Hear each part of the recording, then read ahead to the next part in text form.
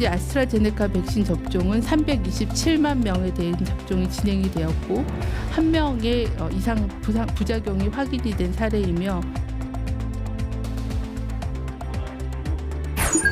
가결되었음을 선포합니다. 오만과 독선을 넘어 의회 독재의 정수를 보여준 것입니다.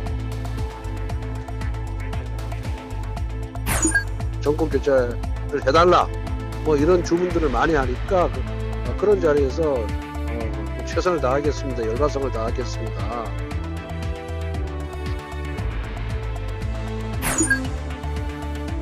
오늘 어떤 자료 갖고 가셨습니까? 아스트라제네카 부서는 어딘가요?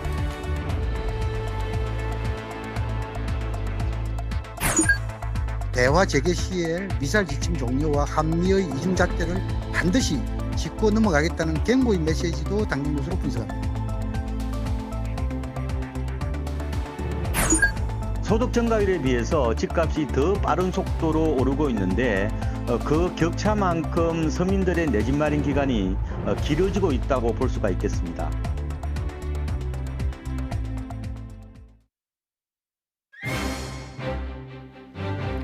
여러분 안녕하십니까? 네, 뉴스나이트 시작합니다. 네, 조국 전 장관의 회고록이 서점에 풀렸습니다. 저자는 이번 책이 정치와 무관하다고 선을 그었지만 민주당 리더십은 다시 조국의 벽을 만났고 여론은 술렁거리고 있습니다. 2021년 6월 이후 이른바 조국의 시간은 어떻게 흘러갈지 함께 전망해 보도록 하겠습니다. P4G 서울 정상회의 이틀째입니다. 우리나라에서 처음 열린 환경 분야 다자회의인데 잠시 뒤 막을 내립니다. 회의식 분위기 전해드리겠습니다. 네. 한미 정상회담 후속 조치로 미국 정부가 제공하는 얀센 백신에 대한 온라인 사전 예약이 내일부터 진행이 됩니다. 접종은 6월 중에 완료될 예정인데 이렇게 되면 상반기 접종 인원이 1,400만 명에 달할 것으로 보입니다. 보도에 박홍구 기자입니다. 얀센 백신 100만 명분에 대한 사전 예약이 내일 새벽 0시부터 진행됩니다. 1991년 12월 31일 이전에 출생한 만 30세 이상 예비군, 민방위 대원과 군 관련 종사자 등이 대상입니다. 군 관련 종사자는 국방부와 방위사업청, 병무청 직원과 현역 군 간부의 가족, 부대에 고정 출입하는 민간 인력 등입니다. 370만 명 정도가 대상으로 파악되는데 선착순 마감이어서 클릭 경쟁이 치열할 것으로 예상됩니다. 이 시기에 접종받지 못한 대상자들께서는 3분기 7월부터 9월 사이에 일반 국민 대상 접종 시기에 접종을 받으실 수 있다는 점도 다시 한번 안내를 드립니다. 접종은 60세 이상과 마찬가지로 위탁 의료기관에서 진행하며 6월 10일 시작해 20일에 마감할 예정입니다. 자녀 백신도 카카오나 네이버 앱을 통해 예약할 수 있도록 협의가 진행 중입니다. 얀센 백신 100만 명 접종은 애초 정부의 접종 계획에는 포함되지 않은 내용입니다. 따라서 기존 1,300만 명 접종 목표를 달성하면 1,400만 명 접종이 가능한 상황이라고 정부 관계자는 밝혔습니다. 1,400만 명은 총 인구 5,135만 명의 27%에 해당합니다. 방역당국은 얀센 백신의 부작용 우려에 대해 매우 드물게 발생하고 있으며 백신 접종으로 인한 위험보다는 이득이 크다고 판단해 접종을 진행한다고 설명했습니다. 얀센 백신을 싣고 오기 위한 군 수송기는 이번 주 중반에 미국 현지로 출발해 이번 주말에 국내에 도착할 예정입니다. YTN 박홍구입니다. 네, 그런가 하면 아스트라제네카 백신 부작용인 혈소판 감소성 혈전증이 국내에서 처음으로 보고됐습니다. 취약시설에서 종사하는 30대 초반 남성인데 입원 치료를 받고 있습니다. 이영원 기자입니다. 혈소판 감소를 동반하는 희귀혈전증 사례가 국내에서 처음 확인됐습니다. 30대 초반의 취약시설 종사자로 4월 27일 아스트라제네카 백신을 맞았습니다. 접종 뒤 심한 두통이 이어졌고 경련까지 나타나 검사받은 결과 뇌정맥동 혈전증 진단을 받았습니다. 앞서 20대 구급대원이 같은 진단을 받긴 했지만 혈소판 감소는 나타나지 않아 아스트라제네카 부작용에 부합하는 건 이번 사례가 처음입니다. 이번 환자는 혈소판 감소성 혈전증으로 확정할 수 있습니다. 아스트라제네카 백신 접종은 327만 명에 대한 접종이 진행이 되었고 1명의 이상 부작용이 확인이 된 사례이며 상태는 호전됐지만 여전히 입원해 치료받고 있습니다. 해당 의료진은 초기에 의심했었을 때 헤파린 사용하지 않고 항응고제를 치료해서 지금 상태가 호전된 걸로 알고 있습니다. 이런 부작용은 아스트라제네카나 얀센처럼 바이러스 벡터 방식의 백신을 맞은 젊은 층에서 주로 보고되고 있습니다. 정부가 30살 미만의 접종을 권고하지 않은 이유인데 30대 사례가 나오면서 나이 제한 문제를 다시 검토해야 한다는 지적이 나옵니다. 30세를 기준으로 했다는 거에 대해서는 완전히 동의는 못하는 부분입니다. 이 계산을 한 여러 가지 지표들을 지금은 다시 한 번 더 평가해야 합니다. 그냥 60세 밑으로는 다 mRNA. 정부는 희귀혈전증은 굉장히 드물다며 기존 30살 미만 접종 제한 변경은 검토하지 않고 있습니다. 30살 이상 예비군 등에는 얀센을, 30살 미만 군장병은 파이자 백신을 계획대로 접종하겠다는 겁니다. 다만 미국이나 이스라엘에서 파이자 등 mRNA 백신을 접종한 젊은 남성을 중심으로 심근염 사례가 잇따르는 건 부담입니다. 방역당국은 심근염과 mRNA 백신 사이 연관성을 조사 중인 만큼 해외 동향과 접종 진행 상황을 예의주시하겠다는 방침입니다. YTN 이영훈입니다. 코로나19 백신을 맞아서 6월부터 당장 8명 이상 직계가족 모임을 할 수 있는 사람이 약 374만 6천 명에 달하는 것으로 나타났습니다. 정부는 백신 접종이 본격화함에 따라서 접종자들이 일상을 회복할 수 있도록 일종의 인센티브를 주는 예방접종 완료자 일상회복 지원 방안 중 1단계 조처를 내일부터 시행합니다. 코로나19 백신을 한 번이라도 맞았다면 현재 8명까지 모일 수 있도록 한 직계가족 모임 인원수에서 제외되는 것인데, 예를 들어서 할머니와 할아버지가 2명이 백신을 한 차례 이상 맞았다면 가족 10명이 한 번에 만날 수 있습니다. 네, 제주도는 오늘부터 사회적 거리 두기를 2단계로 격상한 가운데 돌파 감염이 처음 발생하기도 했습니다. 유흥시설과 음식점 등의 영업시간과 일부 공공장소의 인원이 제한되고 방역도 더 강화되고 있습니다. 유종민 기자의 보도입니다. 관광객이 즐겨 찾는 성산 일출봉. 출입 제한을 알리는 안내문이 걸려 있고 매표소 직원은 입장객의 출입을 엄격히 확인하고 있습니다. 사회적 거리두기 2단계 격상으로 공영 관광지의 경우 수용 인원이 30%로 제한됐기 때문입니다. 제주도 사회적 거리두기 2단계 격상으로 인해 성산일출봉은 인원 제한을 하고 있습니다. 유흥시설과 노래 연습장, 실내 체육시설 등은 밤 11시까지만 영업할 수 있습니다. 식당과 카페의 경우도 밤 11시 이후에는 포장과 배달만 가능합니다. 최근 확진자가 집중적으로 발생한 결혼식장과 장례식장은 참석 인원을 최대 99명까지로 제한했습니다. 5인 이상 사적 모임 금지와 다중이용시설에 대한 조치는 현행대로 유지됐습니다. 외출과 이동을 자제해 주시고 꼭 필요하지 않은 사적 모임은 5인 미만이라 하더라도 앞으로 2주 동안은 최대한 피해 주실 것을 간곡히 부탁드립니다. 2단계 격상과 함께 방역도 더욱 강화됐습니다.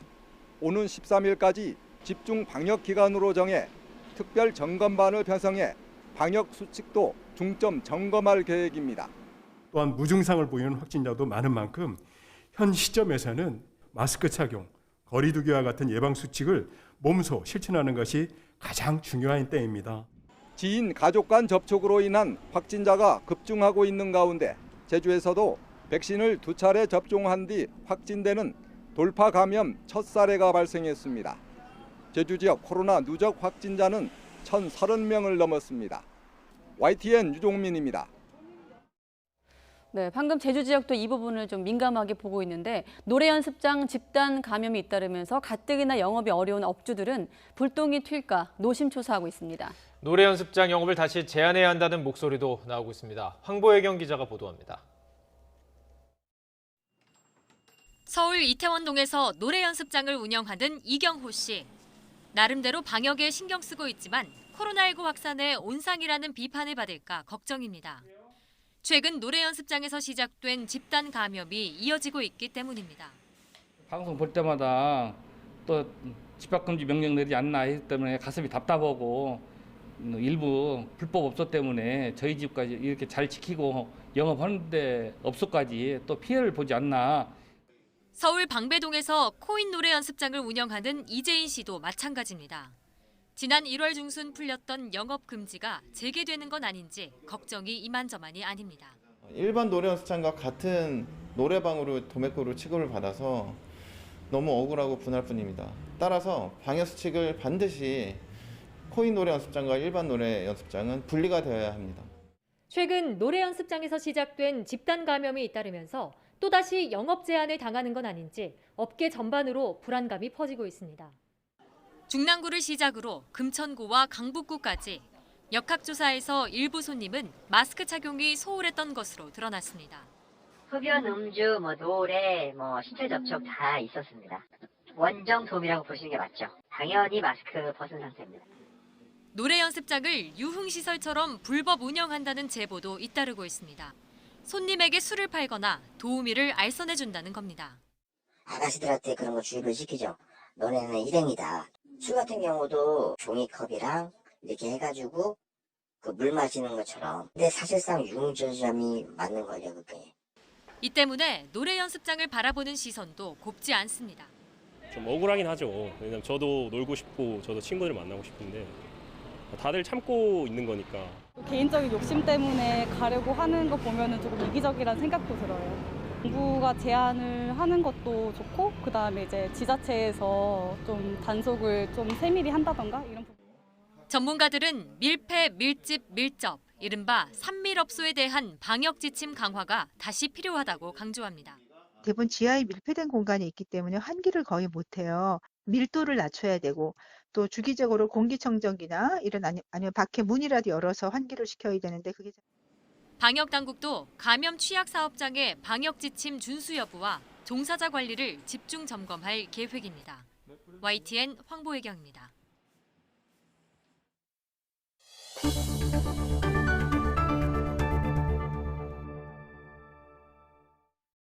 네, 더불어민주당이 김오수 검찰총장 후보자에 대한 인사청문 보고서를 단독 채택했습니다. 대통령 재가를 거친 김오수 신임 검찰총장, 총리를 포함해서 야당 동의 없는 33번째 장관급 이상 인사가 됐습니다. 국민의힘은 의회 독재라며 거세게 반발했습니다. 최하영 기자가 보도합니다. 문재인 대통령이 요구한 인사청문 보고서 재송부시한 마지막 날.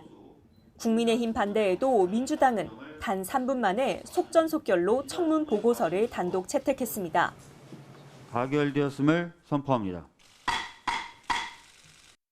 회의를 보이콧한 국민의힘 의원들은 곧장 긴급 기자회견을 열었습니다. 오만과 독선을 넘어 의회 독재의 정수를 보여준 것입니다. 이에 민주당도 물러서지 않았습니다. 법정 시한을 준수하고 검찰총장 인사 공백을 메꾸기 위해서 이런 여야 대치는 의원들의 말다툼으로 파행한 인사청문회 때부터 예고됐습니다. 조수진 의원님 툭하면 제 얘기하시는데 그 발언권 얻고 얘기하세요. 눈 그렇게 크게 뜬다고 그렇게 이렇게 똑똑해 보이지 않으니까. 자, 표현을. 국민의힘은 청문회 파행은 막말 탓이라며 사과와 함께 재개를 요청했지만 민주당은 집단 퇴장한 국민의힘 잘못이라며 채택 의지를 굽히지 않았습니다. 결국 여야 갈등에 김오수 검찰총장은 인사청문회조차 제대로 끝맺지 못했지만 문재인 대통령 임명으로 김부겸 총리를 포함해 야당 동의 없는 33번째 장관급 이상 인사가 됐습니다. 가뜩이나 냉랭했던 여야 관계가 더 멀어지게 됐습니다. 6월 임시국회도 협치 없는 살얼음판 정국이 계속될 전망입니다. YTN 최하영입니다. 네, 그리고 내일 임기가 시작이 되는 김오수 신임 총장은 취임하자마자 현 정부 인사들이 연루된 민감한 사건들로부터 어떻게 처분할지 결정해야 합니다. 취임 전부터 논란이 된 정치적 중립성의 시험대에 오른 셈인데 이 밖에도 검찰 개혁을 마무리 짓겠다는 법무부와의 관계 설정 등 과제가 산적합니다. 이어서 나혜인 기자가 보도합니다. 김오수 신임 검찰총장의 정치적 중립성은 총장 후보로 거론될 때부터 화두였습니다. 현 정부 들어 법무부 차관으로 박상기, 조국, 추미애 전 장관을 잇따라 보좌했고 공정거래위원장 등 요직마다 단골로 후보에 이름을 올렸기 때문입니다. 제가 검사로 재직하는 동안 정치적 중립성과 관련된 논란은 저는 한 번도 없었다고 생각하고요. 모든 검사들이 선호하는 중앙지검 특수일부장을 소위 이전 정부에서 역임을 했고요. 김 총장 스스로는 논란을 일축했지만 당장 취임하자마자 현 정권 인사들이 연루된 사건들을 어떻게 처분할지 이목이 쏠립니다. 월성원전 경제성 평가 조작 의혹 사건을 수사해온 대전지검은 이미 백운규 전 산업통상자원부 장관과 최이봉 전 청와대 산업정책비서관 등 핵심 인물들을 재판에 넘기겠다고 대검찰청에 보고한 상황입니다. 김학의 전 차관 불법 출국 금지 의혹을 수사하는 수원지검도 이광철 청와대 민정비서관을 기소하겠다는 방침을 대검에 전달했습니다. 두 사건 모두 직무대행이던 조남관 대검차장이 결론을 내지 않으면서 김 총장에게 공을 넘겨놨습니다. 만약 김 총장이 수사팀 의견과 엇박자를 낸다면 곧바로 방탄총장이라는 비판에 직면할 가능성이 큽니다. 특히 김 전 차관 사건의 경우 김 총장 본인이 수원지검 서면 조사를 받는 등 연루돼 있어 수사 지휘는 회피할 방침인데 조국 전 법무부 장관이나 윤대진 전 검찰국장 등 다른 윗선 수사 확대에 영향이 있을지 주목됩니다. 이 밖에도 이용구 법무부 차관의 택시기사 폭행 사건이나 김학의 전 차관 관련 청와대 기획사정 의혹, 윤석열 전 검찰총장 가족을 둘러싼 사건 등도 처리 방향에 관심이 쏠립니다. 법무부가 총장 인선과 무관하게 추진해온 검찰 조직 개편과 코앞으로 다가온 고위 간부 인사, 고위공직자범죄수사처와의 갈등 국면에서도 김 총장이 어떤 자세를 취할지 관심입니다. 사실상 문재인 정부의 마지막 검찰총장이 될 김 총장이 취임 초기 정치적 중립 논란을 불식시키지 못한다면 조직 내부 신망은 물론 검찰개혁에 대한 정당성까지 모두 흔들릴 수 있다는 전망이 나옵니다. YTN 나희인입니다. 경찰이 LH 경기지역 본부 등 28곳을 동시다발적으로 압수수색했습니다. 전현직 직원들이 성남의 재개발 구역에서 주택 40여 채, 80억 원어치를 사들인 건데 경찰은 이들이 내부 정보를 이용해 투기한 것으로 보고 있습니다. 김대겸 기자가 보도합니다. 경기 성남의 LH 경기지역 본부. 파란색 상자를 든 경찰관들이 건물 밖으로 나옵니다. LH 전현직 직원들의 투기 의혹이 추가로 확인돼 압수수색에 나선 겁니다. 대상은 사무실과 자택 등 모두 28곳에 달합니다. 오늘 어떤 자료 확보하셨습니까? 압수수색하신 부서는 어딘가요? 투기 의혹이 불거진 곳은 성남의 수진동과 신흥동 일대. 지난해 말 재개발이 확정된 곳입니다. LH 전현직 직원 등 12명은 재개발 소식이 알려지기 한참 전인 2016년부터 일대 주택과 빌라 40여 채를 사들였습니다. 매매 금액만 80억 원. 일부는 가족 명의까지 동원해 한꺼번에 여러 채를 매입한 것으로 조사됐습니다. LH에서 많이 났다는 소리는 들었어요. 아, 직원들이 사는구나. 그런 정보는 있었어요. 경찰은 이들이 미공개 내부 정보를 활용해 투기를 벌인 것으로 보고 압수물 분석에 들어갔습니다. 이와 별도로 전현직 의원과 공직자 등의 투기 의혹을 수사하는 정부합동특별수사본부는 현역 국회의원 4명의 투기 정황을 추가로 파악해 수사를 넓혀가고 있습니다. YTN 김대겸입니다. 더불어민주당 이규민 의원 친형의 부동산 투기 의혹과 관련해 경찰이 안성시청을 압수수색했습니다. 경찰은 민주당 이규민 의원의 형인 4급 공무원 A씨 등 현직 공무원 2명의 투기 의혹을 수사하기 위해 안성시청 부서 45곳에 대해서 관련 정보를 확보했다고 밝혔습니다.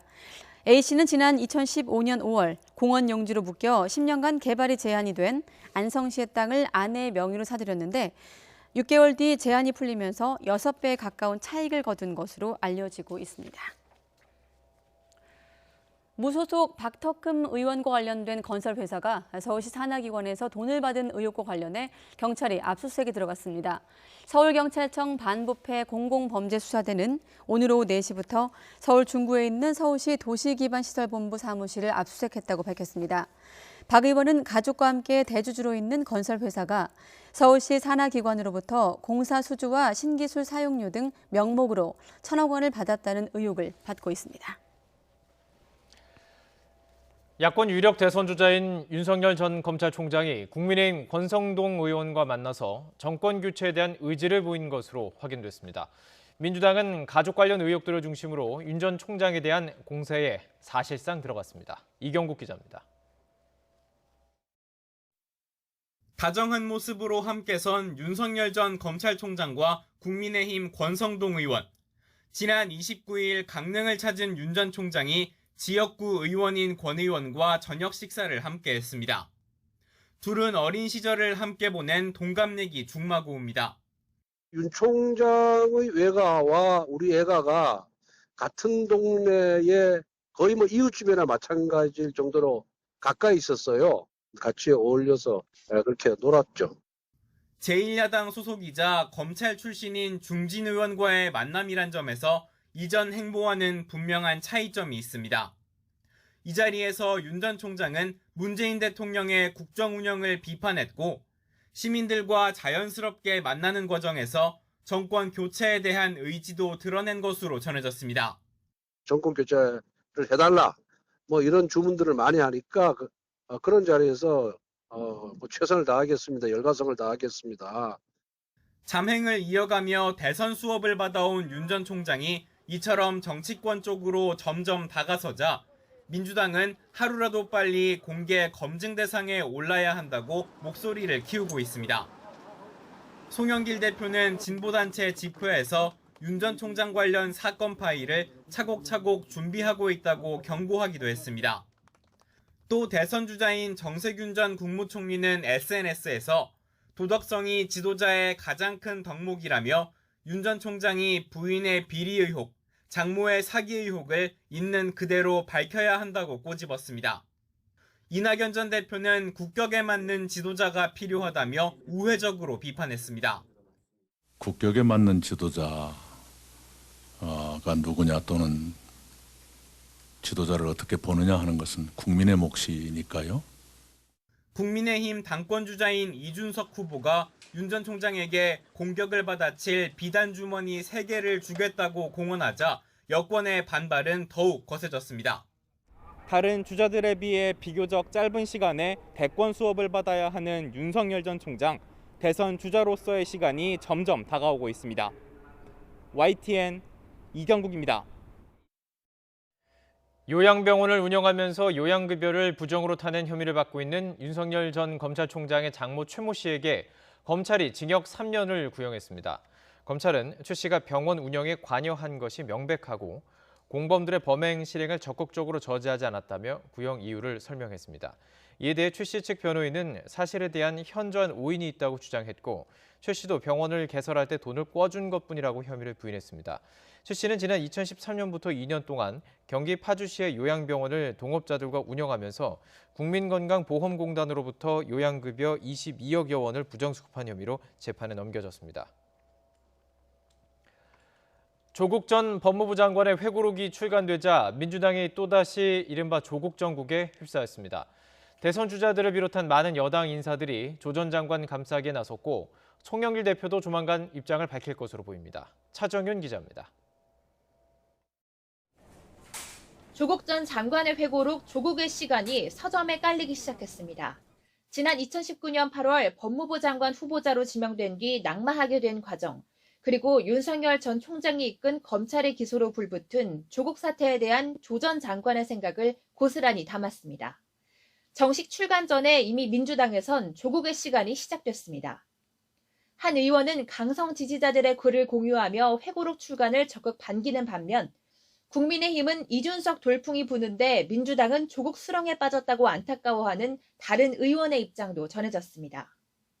경선을 앞두고 친문 표심에 촉각을 세운 여당 대선 주자들은 대부분 조국 감싸기에 나선 상태입니다. 검찰의 거의 소탕에 가까운 과잉 수사로 한 가정이 입었던 상처에 대해서도 우리가 충분히 배려해야 한다고 생각합니다. 국민들께서 가장 바라는 개혁이 바로 검찰개혁이에요. 완결될 때까지 최선을 다해야 된다는 게 제 입장입니다. 이처럼 조국 정국 재현 조짐이 일자 가장 곤혹스러운 건 역시 송영길 대표를 포함한 민주당 지도부입니다. 대선 경선 국면을 앞둔 시점에 4월 재보궐선거의 주요 패배 이유로 꼽히는 내로남불 불씨가 되살아날 수 있다는 위기감 때문입니다. 송영길 대표는 현재 조국 사태와 관련해 각계각층의 의견을 취합하고 있는 것으로 전해졌습니다. 지금 그 얘기를 할 때가 아니고. 모레는 송영길 대표의 취임 한 달 기자회견이 예정돼 있습니다. 여기서 조국 전 장관 회고록을 둘러싼 민주당 내 갑론을박에 대해 자신의 입장을 밝힐 것으로 예상됩니다. YTN 차정은입니다. 전북 익산의 더불어민주당 소속의 시의원이 정치인은 시민의 대표니까 욕을 할 수 있다면서 비속어를 섞어가며 막말을 내서 파문 일고 있습니다. 김민성 기자의 보도입니다. 지난 26일 익산시의회 행정사무감사, 익산 국가식품 클러스터에 대한 질의를 하던 더불어민주당 조남석 시의원, 느닷없이 욕을 합니다. 라고 욕할 수도 있습니다. 정치인들은 시민의 대표니까. 안 그래요? 할 수 있지 않습니까? 부장님. 할 수 있어요, 없어요? 보다 못한 사회자가 말려보지만 정치적인 얘기는 좀 감사기 시간이니까 좀 삼가해 주세요. 시민들이 나중에 볼 건데. 오히려 자신이 선출직인 점을 강조하며 말을 이어갑니다. 아니 시민이 보라고 말씀하는 거 아닙니까? 그러면 정리 좀 시민들이 뽑아준 내세워서 여기 있는 거고. 이러한 발언은 한국식품산업클러스터진흥원 노조가 더불어민주당 김수흥 의원에게 사과를 요구하는 성명서를 낸 것을 문제 삼은 거로 보입니다. 당시 노조는 김 의원이 근거 없는 사실로 직원에게 인격적인 모독을 줬다고 규탄한 바 있습니다. 김수흥 의원이 갑질 논란으로 한 차례 홍역을 치르는가 했더니 김 의원 지역구에 있는 시의원이 과잉방어로 오히려 문제를 키우는 모양새입니다. 이에 대해 조남석 시의원은 입장문을 내고 부적절한 언행일 수는 있지만 부디 시의원 역할을 충실히 할 수 있도록 재갈을 물리지 않기를 부탁한다고 덧붙였습니다. 더불어민주당 전북도당은 중앙당 차원의 대응을 지켜본 뒤 필요한 조치를 하기로 했습니다. YTN 김민성입니다.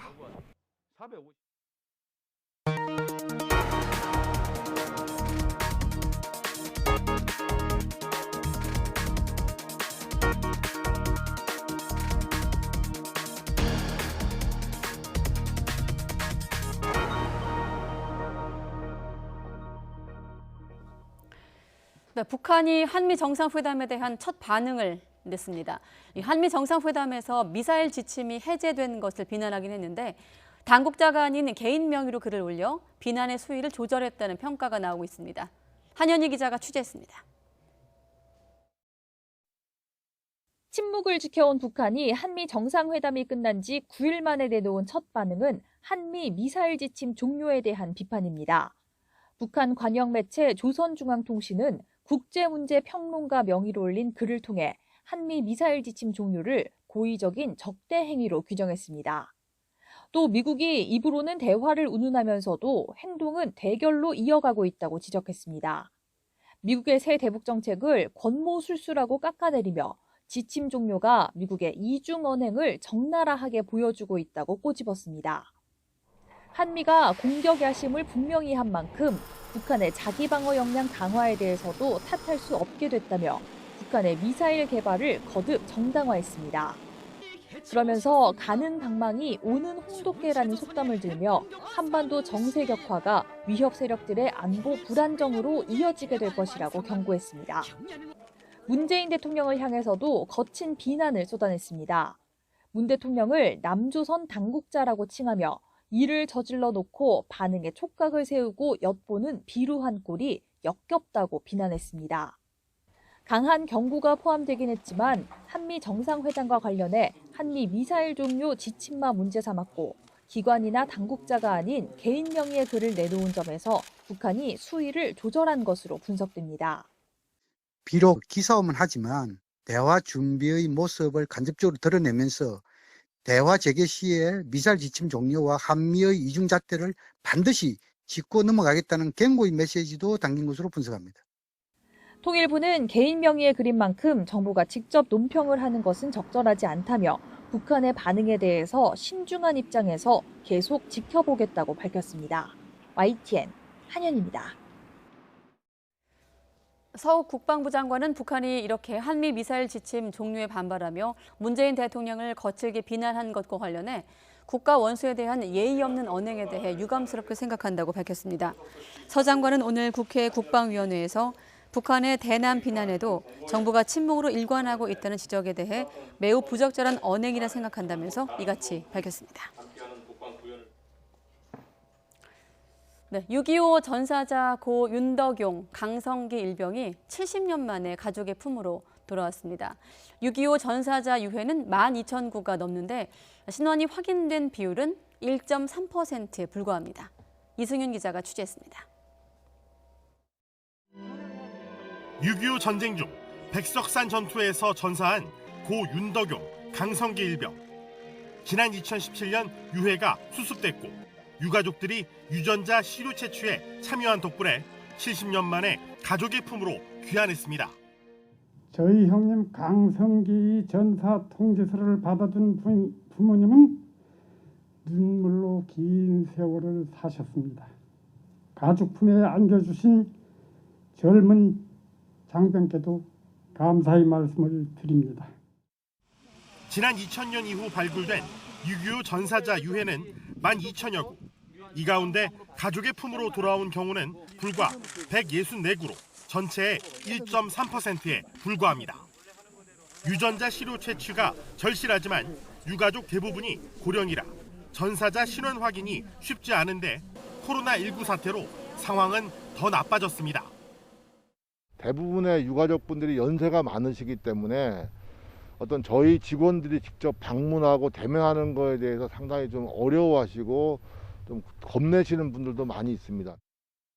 호국 보훈의 달을 여는 첫 행사로 귀환식을 주관한 국가보훈처는 나라를 위한 헌신에 대한 예우를 강화한다는 방침입니다.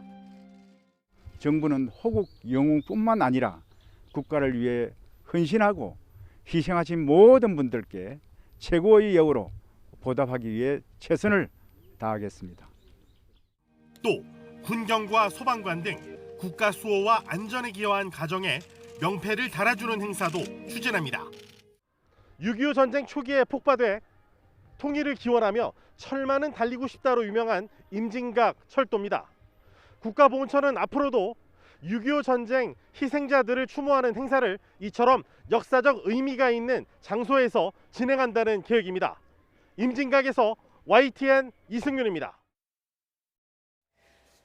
네, 우리나라에서 처음으로 열린 환경 분야 다자회의 P4G 서울 정상회의 이틀째를 맞아 오늘은 분야별 토론과 정상 토론에 이어 서울 선언문을 채택하고 막을 내립니다. 밤 11시부터는 폐회식과 함께 이번 회의의 결과물인 서울 선언문을 채택합니다. 이번 서울 선언문에는 코로나19와 기후위기 극복을 위한 국제사회 연대와 지원 필요성, 파리 기후변화 협약 이행, 지속 가능 발전 목표 달성을 위한 실천 노력, 해양 오염 문제에 대한 강한 해결 의지가 담길 것으로 전망되고 있습니다. 네, 그런데 이번 P4G 서울 녹색미래 정상회의 개막식에 상영이 된 개최지 소개 영상에 서울 대신에 평양 지도가 등장을 해 논란이 일고 있습니다. 어제 오후 서울 동대문 디자인 플라자에서 열린 P4G 개회식에서는 한반도 지도 가운데서 줌아웃하며 개최지를 소개하는 영상이 상영이 됐는데 이렇게 이 영상에서 줌아웃을 한 출발점이 서울이 아닌 평양의 능라도인 것으로 확인됐습니다. 이렇다 보니 국제적 망신이란 비판과 함께 의도한 것 아니냐 이런 논란도 일었는데요. 청와대는 이와 관련해서 P4G 준비기획단에서 외주 제작한 영상으로 미리 걸러내지 못한 아쉬움은 있지만 의도한 것은 아닌 단순 실수라고 해명했습니다. 함께 일하던 후배 변호사를 성폭행한 혐의로 수사를 받던 로펌 변호사가 숨진 소식 전해드렸는데요. 성폭행을 당한 피해자가 최소 2명 더 있다는 폭로가 나왔습니다. 손효정 기자입니다. 지난해 12월 후배인 20대 초임 변호사를 석 달 동안 10차례 성폭행하거나 성추행한 혐의로 피소된 법무법인 대표 변호사 40대 이모 씨. 경찰 수사를 받은 지 6개월 만에 자신의 사무실에서 유서와 함께 숨진 채 발견됐습니다. 이 씨의 사망으로 성폭행 혐의에 대한 경찰 수사는 공소권 없음, 기소나 처벌 없이 그대로 종결됩니다. 그러자 이 씨가 숨진 지 닷새 만에 피해자가 변호인을 통해 공개적인 입장을 발표하고 나섰습니다. 피해자 측은 로펌 대표 변호사로 위력을 행사하던 이 씨에게 성폭행당한 피해자가 최소한 2명이 더 있다고 폭로했습니다. 이들도 막 변호사가 된 수습 또는 초임 변호사로 이름과 연락처, 피해 사실 등을 담은 의견서를 경찰에 제출해 추가 수사를 요청했다고 설명했습니다. 피해자 측은 사건을 공론화하고 나선 배경으로 무엇보다 실체적 진실을 규명하기 위해서라고 강조했습니다. 관련 보도 이후 피해자가 신상털기와 함께 피해 사실을 왜곡하는 2차 가해로 힘든 시간을 보내고 있다고 호소했습니다. 이 때문에 피의자가 사망해 기소와 처벌은 못하더라도 진실을 밝히기 위한 수사와 판단은 반드시 뒤따라야 한다는 주장입니다. 여러 예상되는 불이익을 감수하고 용기 내어 노력했음에도 가해자의 사망으로 인하여 피해자는 피해를 정당하게 소명받고 응당한 처벌을 구할 기회마저 잃어버렸습니다. 피해자 측은 이번 사건이 열악한 수습 변호사의 처지와 무관하지 않다며 대한변호사협회의 실무수습 제도 개선도 요구했습니다. 이에 변협은 변호사 윤리연수의 직장 내 괴롭힘과 성차별, 성희롱, 성폭력 예방 내용을 반영하고 피해자 익명성도 보장하겠다고 약속했습니다. 이 사건을 수사하는 경찰은 피의자 사망으로 절차에 따라 사건을 종결할 수밖에 없다는 입장입니다. 수사기관을 통해서 사건의 진상이 드러나기 어려운 상황이어서 추가 피해자가 목소리를 낼 수 없다는 지적도 나옵니다. YTN 손유정입니다. 인천의 한 아파트에서 숨진 채 발견된 중학생이 이른바 몸캠 피싱에 시달린 정황이 드러나 경찰이 수사에 나섰습니다. 인천 계양경찰서는 지난 27일 오후 5시 40분쯤 계양구의 한 아파트 화단에서 13살 A군이 숨진 채 발견됐다고 밝혔습니다. 몸캠 피싱은 피해자의 특정 신체 부위 등을 촬영한 뒤 지인에게 유포하겠다고 협박을 해서 금품을 요구하는 범죄 행위를 의미합니다. 배우 박용기 씨가 만취 상태로 운전을 하다 건널목을 건너던 보행자를 치는 사고를 냈습니다. 당시 박 씨의 혈중 알코올 농도는 면허 취소 수준 이상이었던 것으로 알려졌습니다. 김다연 기자입니다. 자정을 훌쩍 넘긴 시각 서울 잠실역 사거리. 순찰차 뒷좌석에서 경찰과 한 시민이 실랑이를 벌입니다. 1차 이거 안 하면 1차 측정 봐봐요. 제대로 한 거예요, 제대로. 사람 부르라고요, 좀! 부른다고요! 음주운전을 하다가 건널목을 건너던 20대 보행자를 치어 경찰에 걸린 겁니다. 운전자는 배우 박용기 씨. 당시 피해자는 신호가 없는 짧은 건널목을 건너고 있었고 술에 취한 채 차를 몰던 박용기 씨는 우회전을 하던 중 피해자를 그대로 들이받았습니다. 피해자는 목과 허리 등을 다쳐 입원 치료를 받고 있습니다. 어느 순간 보니까 저는 날아가 있던 거예요. 눈 떴을 때 저는 죽은 줄 알았어요, 제가. 사고 당시 박 씨의 혈중 알코올 농도는 면허 취소 수치인 0.08%를 훌쩍 넘은 것으로 전해졌습니다.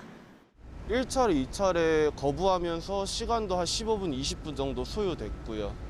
그리고 마지막 3차 때 이제 거부하면은 측정 거부로 현행범 체포된다고 하니까 그때서야. 박 씨는 근처 장례식장에서 맥주 몇 잔을 마신 뒤 집에 가기 위해 운전대를 잡았다고 말한 것으로 알려졌습니다. 박 씨를 음주운전과 음주운전 치상 혐의 등으로 불구속 입건한 경찰은 조만간 박 씨와 피해자를 다시 불러 조사할 계획입니다. YTN 김다연입니다. 고 손정민 씨 사건을 수사하는 경찰이 친구 A 씨의 휴대전화를 발견한 환경미화원을 상대로 최면 수사에 나섰습니다.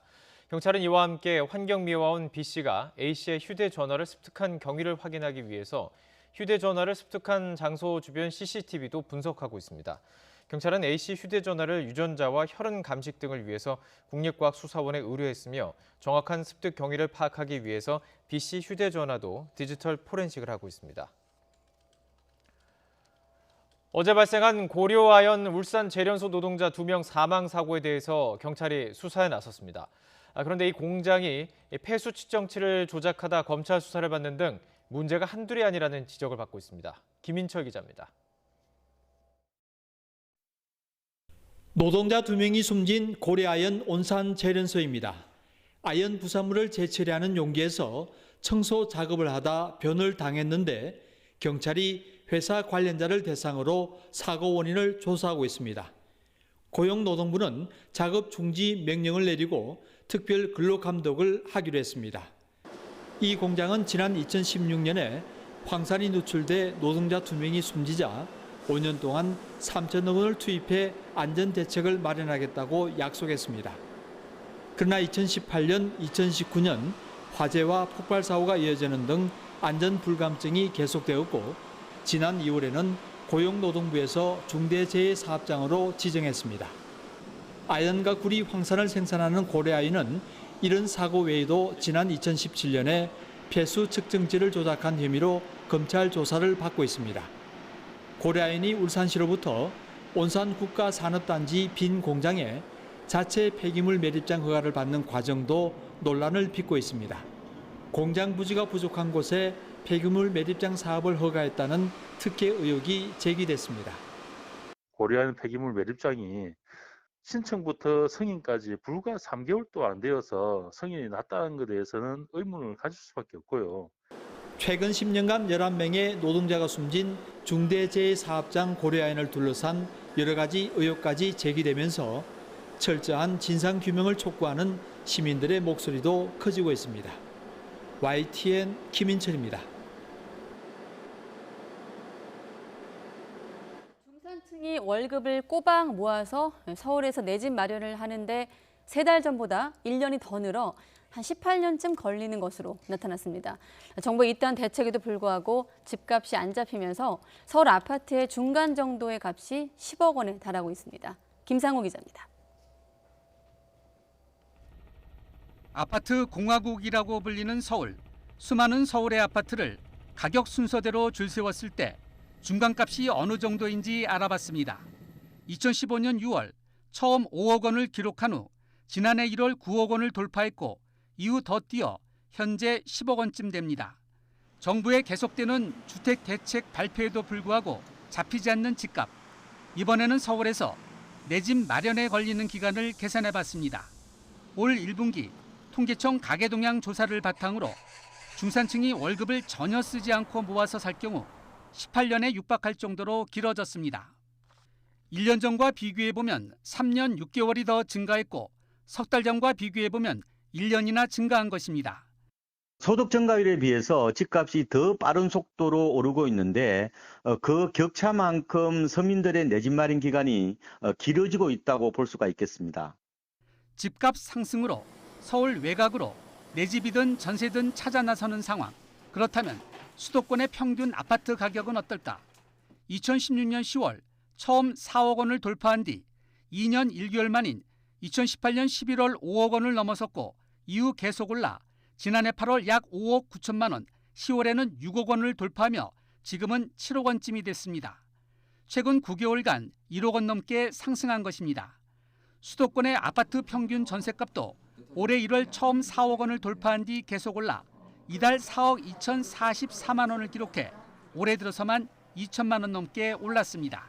YTN 김상호입니다. 네, 이른바 투자 리딩방을 운영하며 고수익을 보장한다고 속여 28억 원을 가로챈 사기 조직이 적발됐습니다. 실제로는 투자도 하지 않은 채 가짜 사이트를 만들어 큰 수익을 내는 것처럼 조작을 했는데요. 그러면서 투자자들한테는 수익금을 받으려면 수수료를 내야 한다며 돈을 뜯기도 했습니다. 양동훈 기자가 취재했습니다. 지난 2월 42살 유모 씨는 SNS를 통해 투자 리딩 사이트 광고를 받았습니다. 전문가의 1:1 코칭을 통해 손실 없이 5배 수익을 보장한다는 내용이었습니다. 유 씨는 700만 원을 입금했고 투자금은 단 며칠 만에 1억 7천만 원으로 불어났습니다. 500만 원을 투자를 했는데 5천만 원이 되고 나서 저녁 한 8시 반부터 시작해서 한 10시? 2-3시간 안 걸렸어요. 신이 난 유 씨는 수익금을 돌려받기 위해 업체 측에 연락했습니다. 이때부터 상황은 이상하게 돌아갔습니다. 업체 측은 단기간에 너무 큰 수익이 났다며 수수료와 양도소득세를 내야 투자금을 받을 수 있다고 유도했습니다. 이런 식으로 끌려다니며 유 씨가 보낸 돈은 1억 2천만 원에 달했습니다. 그리고 리딩 사이트는 한순간에 사라졌습니다. 알고 보니 사이트에 떴던 유 씨의 수익금은 업체 측이 만들어낸 가짜였습니다. 이 자체가 100% 다 허위입니다. 오피스텔 같은데 작은 사무실 얻어서 그냥 그 프로그램을 조작한 것으로 확인이 됐습니다. 이들 조직은 이런 식으로 지난해 12월부터 단 넉 달 만에 28억 원을 챙겼습니다. 피해자는 50여 명에 달했습니다. 사기 조직이 마지막으로 사용했던 오피스텔 건물입니다. 일당은 경찰 추적을 피하기 위해 한 달 단위로 오피스텔을 옮겨 다니며 범죄를 저지른 것으로 조사됐습니다. 이들 일당은 범죄 수익금으로 고가의 외제 차를 타고 다니며 호화 생활을 즐긴 것으로 드러났습니다. 피해금을 끝까지 추적해서 이번에 피해 입으신 분들한테 모두 돌려줄 수 있는 방향으로 최선을 다하겠습니다. 적발한 조직원 15명 가운데 12명을 구속한 인천경찰청은 보강 수사를 통해 범죄단체 조직죄 등을 적용할 수 있을지 검토하고 있습니다. YTN 양동훈입니다. 네, 아이들을 안전하게 태우기 위한 유모차들을 시험해 봤더니 일부는 손잡이가 납범벅이었고 또 일부는 볼트가 쉽게 파손돼 다칠 위험을 안고 있는 것으로 나타났습니다. 이 밖에도 어린이가 깔릴 위험이 있는 서랍장들이 리콜 대상에 포함됐습니다. 이지은 기자입니다. 국내 업체가 중국에서 수입해 파는 유모차입니다. 안전성 시험 결과 볼트가 쉽게 파손돼 유아가 다칠 수 있는 것으로 드러났습니다. 또 다른 유모차는 안전 손잡이에서 기준치의 9배가 넘는 납이 나왔습니다. 무려 기준치의 400배와 600배를 넘는 푸탈레이트계 가소제가 검출된 탁구와 농구 장난감도 적발됐습니다. 어린이용 미니 핸드백에서는 기준치의 74배에 달하는 납이 나왔고 오카리나를 담는 주머니에서도 기준치의 80배가 넘는 납이 검출됐습니다. 아이들이 만지면서 노는 제품이기 때문에 푸탈레이트계 가소제가 신체에 영향을 미칠 수가 있는데요. 간이라든지 신장에 염증을 줄 수도 있고 납에 노출될 경우에는 피부염, 벽에 고정하는 장치가 없거나 쉽게 넘어져 어린이가 깔릴 수 있는 서랍장 8종류도 확인됐습니다. 벽 고정 장치 유무와 상관없이 앞으로 전도되지 않아야 하는데 해당 제품의 경우 벽 고정 장치도 제공하지 않았으면 앞으로 전도되는 위험성이 발생하였습니다. 또 사용 중 앞으로 기울어져 부상 우려가 큰 고령자용 보행차도 리콜 대상에 포함됐습니다. 국가기술표준원은 문제가 발견된 제품을 사용하는 소비자는 사용을 멈추고 환불 등의 조치를 받으라고 당부했습니다. 리콜 제품 66종류는 제품안전정보센터와 행복드림 홈페이지에서 확인이 가능합니다. YTN 이지은입니다. 네, 집에서든 매점에서든 간편하게 먹을 수 있는 냉동 피자. 코로나 시대에 특히 판매가 크게 늘었다고 하는데요. 나트륨과 포화지방 함량이 높고 또 일부 제품의 경우는 트랜스지방 함량 표시를 잘못한 것으로 나타났습니다. 권남기 기자가 취재했습니다. 간편한 음식이 인기를 끈 코로나 시대, 냉동 피자 역시 잘 팔렸습니다. 관련 시장 규모는 곧 1,000억 원을 돌파할 기세입니다. 많이들 사 먹는 만큼 건강엔 괜찮을지 소비자 단체가 16개 제품을 시험해봤습니다. 그 결과 냉동 피자 한 판의 평균 포화 지방 함량은 1일 영양성분 기준치의 99.3%에 달했습니다. 평균 나트륨 함량 역시 77%를 넘겼습니다. 말은 한 판이라지만 무게로 보면 시켜 먹는 프랜차이즈 피자의 2-3 조각에 불과한 만큼 주의가 필요합니다. 표시한 영양 성분이 실제와는 다른 냉동 피자도 있었습니다. 트랜스 지방 함량이 0이라고 표시한 오뚜기와 롯데쇼핑의 요리하다 냉동 피자 일부에서 최대 0.48g의 트랜스 지방이 나왔습니다. 0.2g 미만은 0이라고 표시할 수 있는 기준을 넘긴 겁니다. 오뚜기와 이마트 피코크 냉동 피자에선 콜레스테롤 함량이 표시보다 높게 측정된 사례도 있었습니다.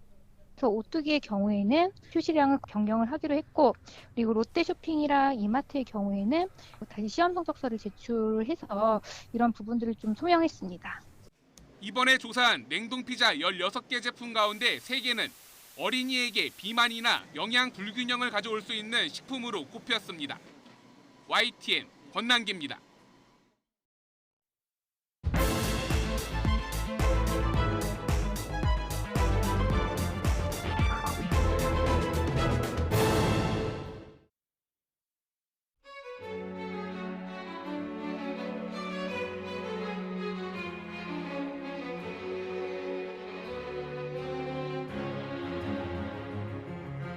지금 언론에서 저에 대해서 여러 가지 점에서 비판, 의혹 등을 제기하고 있는 거 잘 알고 있습니다.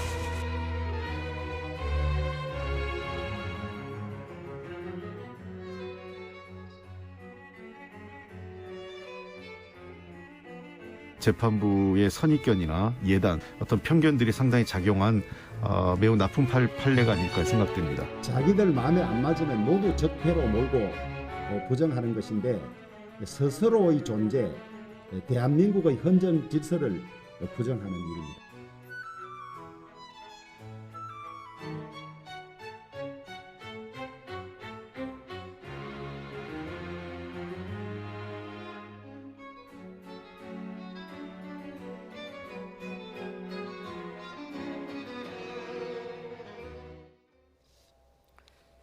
네, 민주당이 이 조국 전 법무부 장관 회고록 출간으로 술렁이고 있습니다.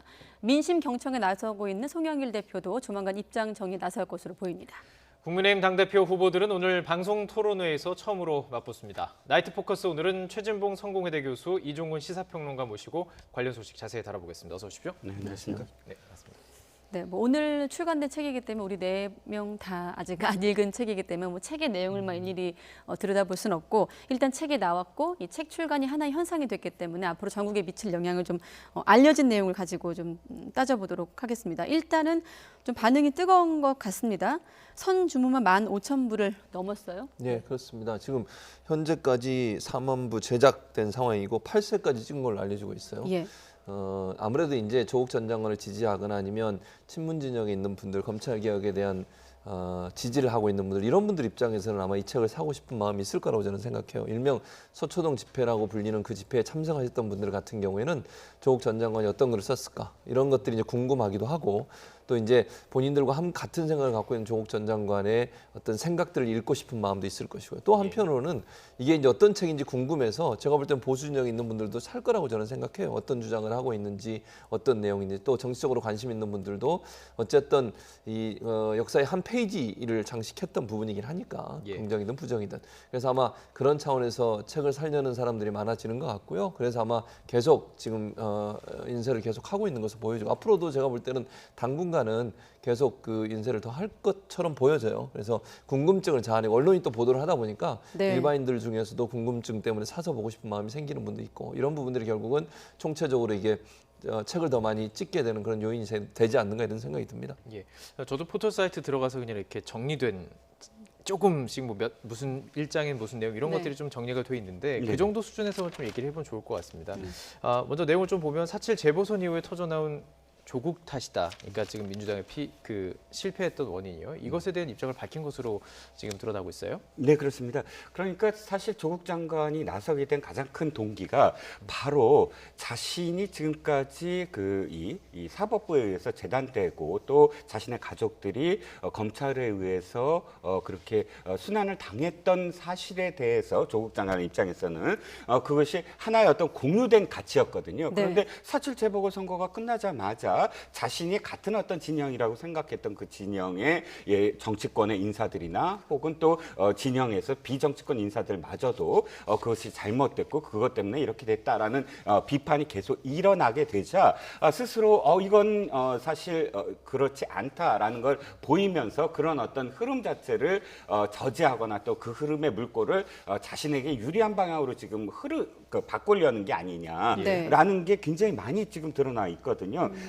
사실 제가 바라봤을 때 지금 타이밍이 굉장히 정치적인 어떤 그런 해석이 가능해요. 왜냐하면 지금 선거 대선을 앞두고 있잖아요. 네. 대선을 앞두고 있는 상황에서는 대선 주자들의 시선이 갈 수밖에 없는데 자신이 지금 이야기하는 것이 바로 그 정권의 마지막 시기 때마다 검찰이 이렇게 순환을 했다라는 것을 계속 연상시키게 만드거든요. 뭐 노무현 대통령의 시계를 또 언급하면서 자신의 어떤 그 선거 과정, 그러니까 이 수사 과정을 또 이렇게 매치시키기도 하고, 그러니까 사실 이렇게 많은 사람들이 이 책을 예약하고 하는 것도 조국 이 전 장관이 바로 그런 비유들, 그러니까 이 탄압이 바로 문재인 대통령에 대한 탄압으로 또는 극하게 얘기하면 탄핵까지도 연상을 시킬 수 있다라는 그런 부분들이 지금 친문 지지자들을 자극한 요인이 되지 않았나 싶습니다. 지금 보면은 더 늦기 전에 해명을 하고 싶었다는 내용과 함께 촛불 시민께 이 책을 바치겠다는 내용도 있는데 더 늦기 전이라는 건 어떻게 그러니까 이제 아마 어느 시점에 이 책을 쓸 거냐를 고민했을 것 같아요. 근데 첫 번째는 이게 회고록입니다. 어쨌든 이게 자서전은 아니고요. 본인도 그렇게 얘기해서 자서전이 아니라 회고록이라는 얘기를 했고, 회고록이란 말은 그러니까 본인이 법무부 장관으로 지명이 되고 그 이후에 검찰의 수사가 이루어졌고 그 수사 과정에서 겪었던 여러 가지 일들을 네. 그냥 본인이 풀어서 쓰는 거다. 그 시점을 쓰는 거지. 이게 뭐 자서전, 본인의 자서전 아니라고 분명히 얘기를 했으니까 그 부분은 그렇게 정리하면 될 것 같고요. 시점을 어디로 잡을 거냐 하는 부분이 중요할 것 같아요. 예컨대 이게 만약 시점이 늦어지면 대선판이 되는 겁니다. 대선 때 이걸 책을 내면 더 논란이 될 가능성이 있어요. 첫 번째. 네. 두 번째는 본인이 이제 재판을 받고 있는 상황에서 어쨌든 사회적으로 많은 부분, 이제 언론이나 이런 부분을 보면 조국 전 장관에 대한 부정적인 이미지가 많이 좀 확산돼 있는 부분이 분명히 있습니다. 이 시점에서 본인에 대한 이미지를 좀 바꿀 필요가 있다. 즉 본인의 해명의 기회가 제대로 주어지지 않았다고 본인은 생각하고 있어요. 네네. 예를 들면 언론을 통해서 본인이 해명하는 본인의 입장이 제대로 전달 안 되다 보니까 본인 입으로 결국은 본인이 해명을 해야 되는 상황, 언론이 어떻게 본인을 공격을 했고 검찰은 어떻게 본인을 무리하게 수사를 했고 이런 부분들을 얘기할 기회가 없었는데 그걸 이제 책을 통해서 하겠다는 걸로 저는 보이거든요. 그리고 네. 본인의 재판이 본격적으로 이제 올 말이나 내년 초에 시작이 되는데 그 과정에서 본인의 해명 기회를 갖는 것도 필요하다고 판단했을 가능성, 이런 여러 가지 요소들이 결국은 지금의 시점에서 이 책을 내게 된 그런 계기가 되지 않았을까 이런 생각이 듭니다. 네.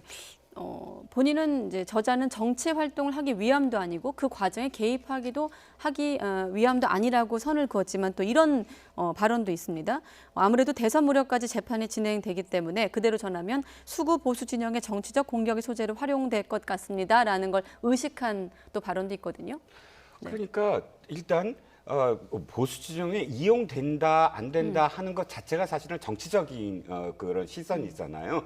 지금 자기는 정치 활동을 염두에 두지 않고 이 책을 냈다고는 하지만 아까도 말씀드렸지만 지금 내는 시기가 굉장히 정치적으로 민감한 시기예요. 네네. 만약에 정치적으로 이런 어떤 그런 그 수를 생각하지 않았다 그러면 지금 내지 않으면 돼요. 그리고 더 정확하게는 자신이 억울하다면 헌정 질서가 그렇잖아요. 상권이 분리돼 있고 사법부의 권력이 있잖아요. 그걸 인정하잖아요. 인정하면 어떻게 되냐면 지금은 재판 과정이에요. 검찰을 욕하고 언론을 욕할 단계가 아니거든요. 왜냐하면 그건 지난 일이에요. 자, 그거에 대해서 만약에 이게 불법하다, 적법하지 않다고 한다면 재판에서 따지면 돼요. 내가 검찰에 이러이러한 불법적인 어떤 수사를 받았고 거기에 대해서 정상을 참작해달라라고 하는 게 정상적이에요. 그리고 자신이 정말로 억울하다면 재판 과정에서 입을 다물지 않으면 돼요. 근데 지금 이 조 전 장관은 어떻게 했죠? 부인의 그 재판에 나가서 입을 끝까지 다물었어요. 검찰 수사를 하면서 묵비권을 행사했어요. 자기가 재판 과정에서 이렇게 적극적으로 자신의 어떤 시간을 입을 다물면서 그걸 책으로 낸다? 이것을 정치적으로 해석하지 않는다는 게 이상하지 않습니까? 그러니까 간단하게 말씀드려서 이건 굉장히 정치적인 의미다. 그리고 대선이라는 어떤 공간을 자신의 어떤 무고함을 재판에서 인정받기 위한 재판정에서가 아니라 도리어 이렇게 좀 어떤 면에서는 또다시 어떤 그 서초동 촛불 집회에 버금가는 그런 이 사람들을 모으게 하고 관심 있게 하고 그 사람들로 하여금 이건 억울하다, 이 조국 장관은 억울하다라는 목소리를 드높이게 함으로써 일단 자신의 무고함을 재판정에서 재판관들에게 무언의 압력으로 그렇게 만드는 것과 동시에 지금 이 집권 여당의 대권 후보들한테 내 얘기를 해라. 나를 지금 비판하지 말고 내가 무고함을 이야기함으로써 이 문재인 대통령의 어떤 그런 이 성공적인 그런 그 마무리를 바로 예. 나를 이용해서 해라. 뭐 이런 어떤 정치적 메시지로 읽힐 수밖에 없다는 거죠. 예, 그러니까 두 분의 시각 차이가 분명히 좀 여기서 드러나는 것 같습니다. 정치적으로 이용하는 것이냐 아니면 본인의 어떤 억울함을 호소하는 것이냐. 그리고 이제 조국 전 장관 측에서는 이 모든 명분이 검찰 개혁을 해나가는 과정 속에서 일어난 일이라고 지금 이야기를 하는 것입니다. 그래서 이제 공수처에 대한 그 발언이 있었어요. 견제가 충분히 가능하다고 주장하는 이 내용도 이건 어떻게 그러니까 조국 전 장관 이렇게 얘기하는 건 근데 지금의 현상을 보면 조국 전 장관 말이 맞는 거예요, 사실은. 지금 공수처 보세요. 검찰이 여러 가지 문제 때문에 갈등이 계속되고 있고 검찰이 견제를 하다 보면 공수처가 수사를 제대로 못하는 경우도 너무너무 많습니다. 예. 기소권도 없죠. 견제가 되는군요. 네, 그다음 수사를 이거 해라 마라 이것도 넘겨줄지 말지를 또 검찰이 검토하고 있잖아요. 예. 이러다 보니까 줄다리 계속되면 실제로 공수처가 출범했음에도 불구하고 실제적으로 성과를 거의 내지 못하고 있어요. 네. 1호 수사권도 지금 사실은 공수처와 직접적인 연관도 없는 그런 수사를 하고 있고 이러다 보니까 결국은 공수처가 제대로 정착되지 못하는 것도 검찰의 뭐 좋게 얘기하면 견제고 아니면 어떤 검찰이 공수처가 제대로 작동되는 것에 대한 반발일 수도 있다. 이런 얘기들을 한다고 보여지거든요. 그러니까 조국 전 장관 입장에서는 공수처가 되면 다른 어떤 권력으로부터도 견제받지 않고 그냥 무소불위의 권한을 행사할 거라고 하는 게 야당의 주장이었잖아요. 공수처 출범되기 전에. 근데 실제 공수처가 출범해보고 나니까 사실은 그게 어려운 상황이 돼버렸어요. 왜냐하면 검찰이 계속 견제를 하고 검찰과 계속 지금 줄다리를 하고 있는 상황이잖아요. 이런 상황으로 본다고 하면 공수처가 무소불위의 권력을 갖는 기관이 아니다. 이건 검찰이 공수처를 견제할 수 있는 기관이 돼 있기 때문에 공수처가 있다고 해서 그것이 아무런 견제도 받지 않는 권력기관이 되지 않는다는 주장을 하고 있는 것이죠. 네, 알겠습니다. 아무래도 책이 나왔고 또 알려진 내용이 있다 보니까 책 내용을 좀 서두에 짚어봤는데 정작 이제 오늘 우리가 해야 될 얘기는 책이 출간 이후에 뭐 전국에 어떤 영향을 미칠 것인가 아니겠습니까? 일단 민주당은 좀 이른바 조국 전국에 휩싸여 있는 것 같습니다. 여론도 좀 갈라져 있는 것 같고요. 먼저 대선 주자들 발언을 한번 들어보도록 하겠습니다. 검찰의 거의 소탕에 가까운 과잉 수사로 한 가정이 입었던 상처에 대해서도 우리가 충분히 배려해야 한다고 생각합니다. 우리 국민들께서 가장 바라는 개혁이 바로 검찰 개혁이에요. 완결될 때까지 최선을 다해야 된다는 게 제 입장입니다. 네. 모르겠습니다. 일단 이낙연 전 대표 같은 경우 평소에 좀 발언에서 조금 더 톤이 올라간 소통에 가까운 과잉 수사이다 이런 표현이 나오기도 했거든요. 근데 이낙연 전 대표는 제가 일관된 어떤 메시지라고 읽히지가 않아요. 왜냐하면 지금 바로 이 책과 관련된 질문을 받기 바로 전날 그 자신의 책에 대한 어떤 질문을 받고 또 책에 있는 내용이 어떤 내용이냐면 바로 입시의 경우 논문의 제일 저자 등재나 특정 계층 학생들만 부모 찬스를 이용하는 것은 잘못됐다. 인턴이라고 해서 지금 이낙연 전 대표 얘기죠. 예, 이낙연 전 대표가 책에 쓴 얘기예요. 자, 인턴하는 건 이런 조건은 공평한 제도가 아니다. 실제 이런 곳에서 인턴하기란 이런 곳이 어떤 곳일까요? 인턴하기란 대부분의 학생에겐 접근 불가능하다. 청년들에게 더 이상 상처를 드리지 않기 위해서 특혜를 볼 것은 그러니까 그런 어떤 특혜를 특혜를 볼 수 있는 그런 혜택을 제한해야 된다. 네. 이런 발언들을 함으로써 기자들이 바로 질문을 그게 조국 전 장관에 대한 이야기입니까? 하고 하게 되고 또 제목도 그렇게 나갔어요. 이낙연 전 대표 조국 관련해서 비판적인 입장 이런 뉘앙스로 나왔거든요. 그런데 갑작스럽게 조국 장관이 책을 내겠다 하고 얘기했고 또 책의 내용에 대해서 이야기하니까 지금 보셨듯이 갑작스럽게 검찰 개혁에 대해서 또 논의한 거죠. 네. 그러니까 아까 제가 말씀드렸듯이 조국 전 장관이 책을 낸 이유가 바로 이런 거예요.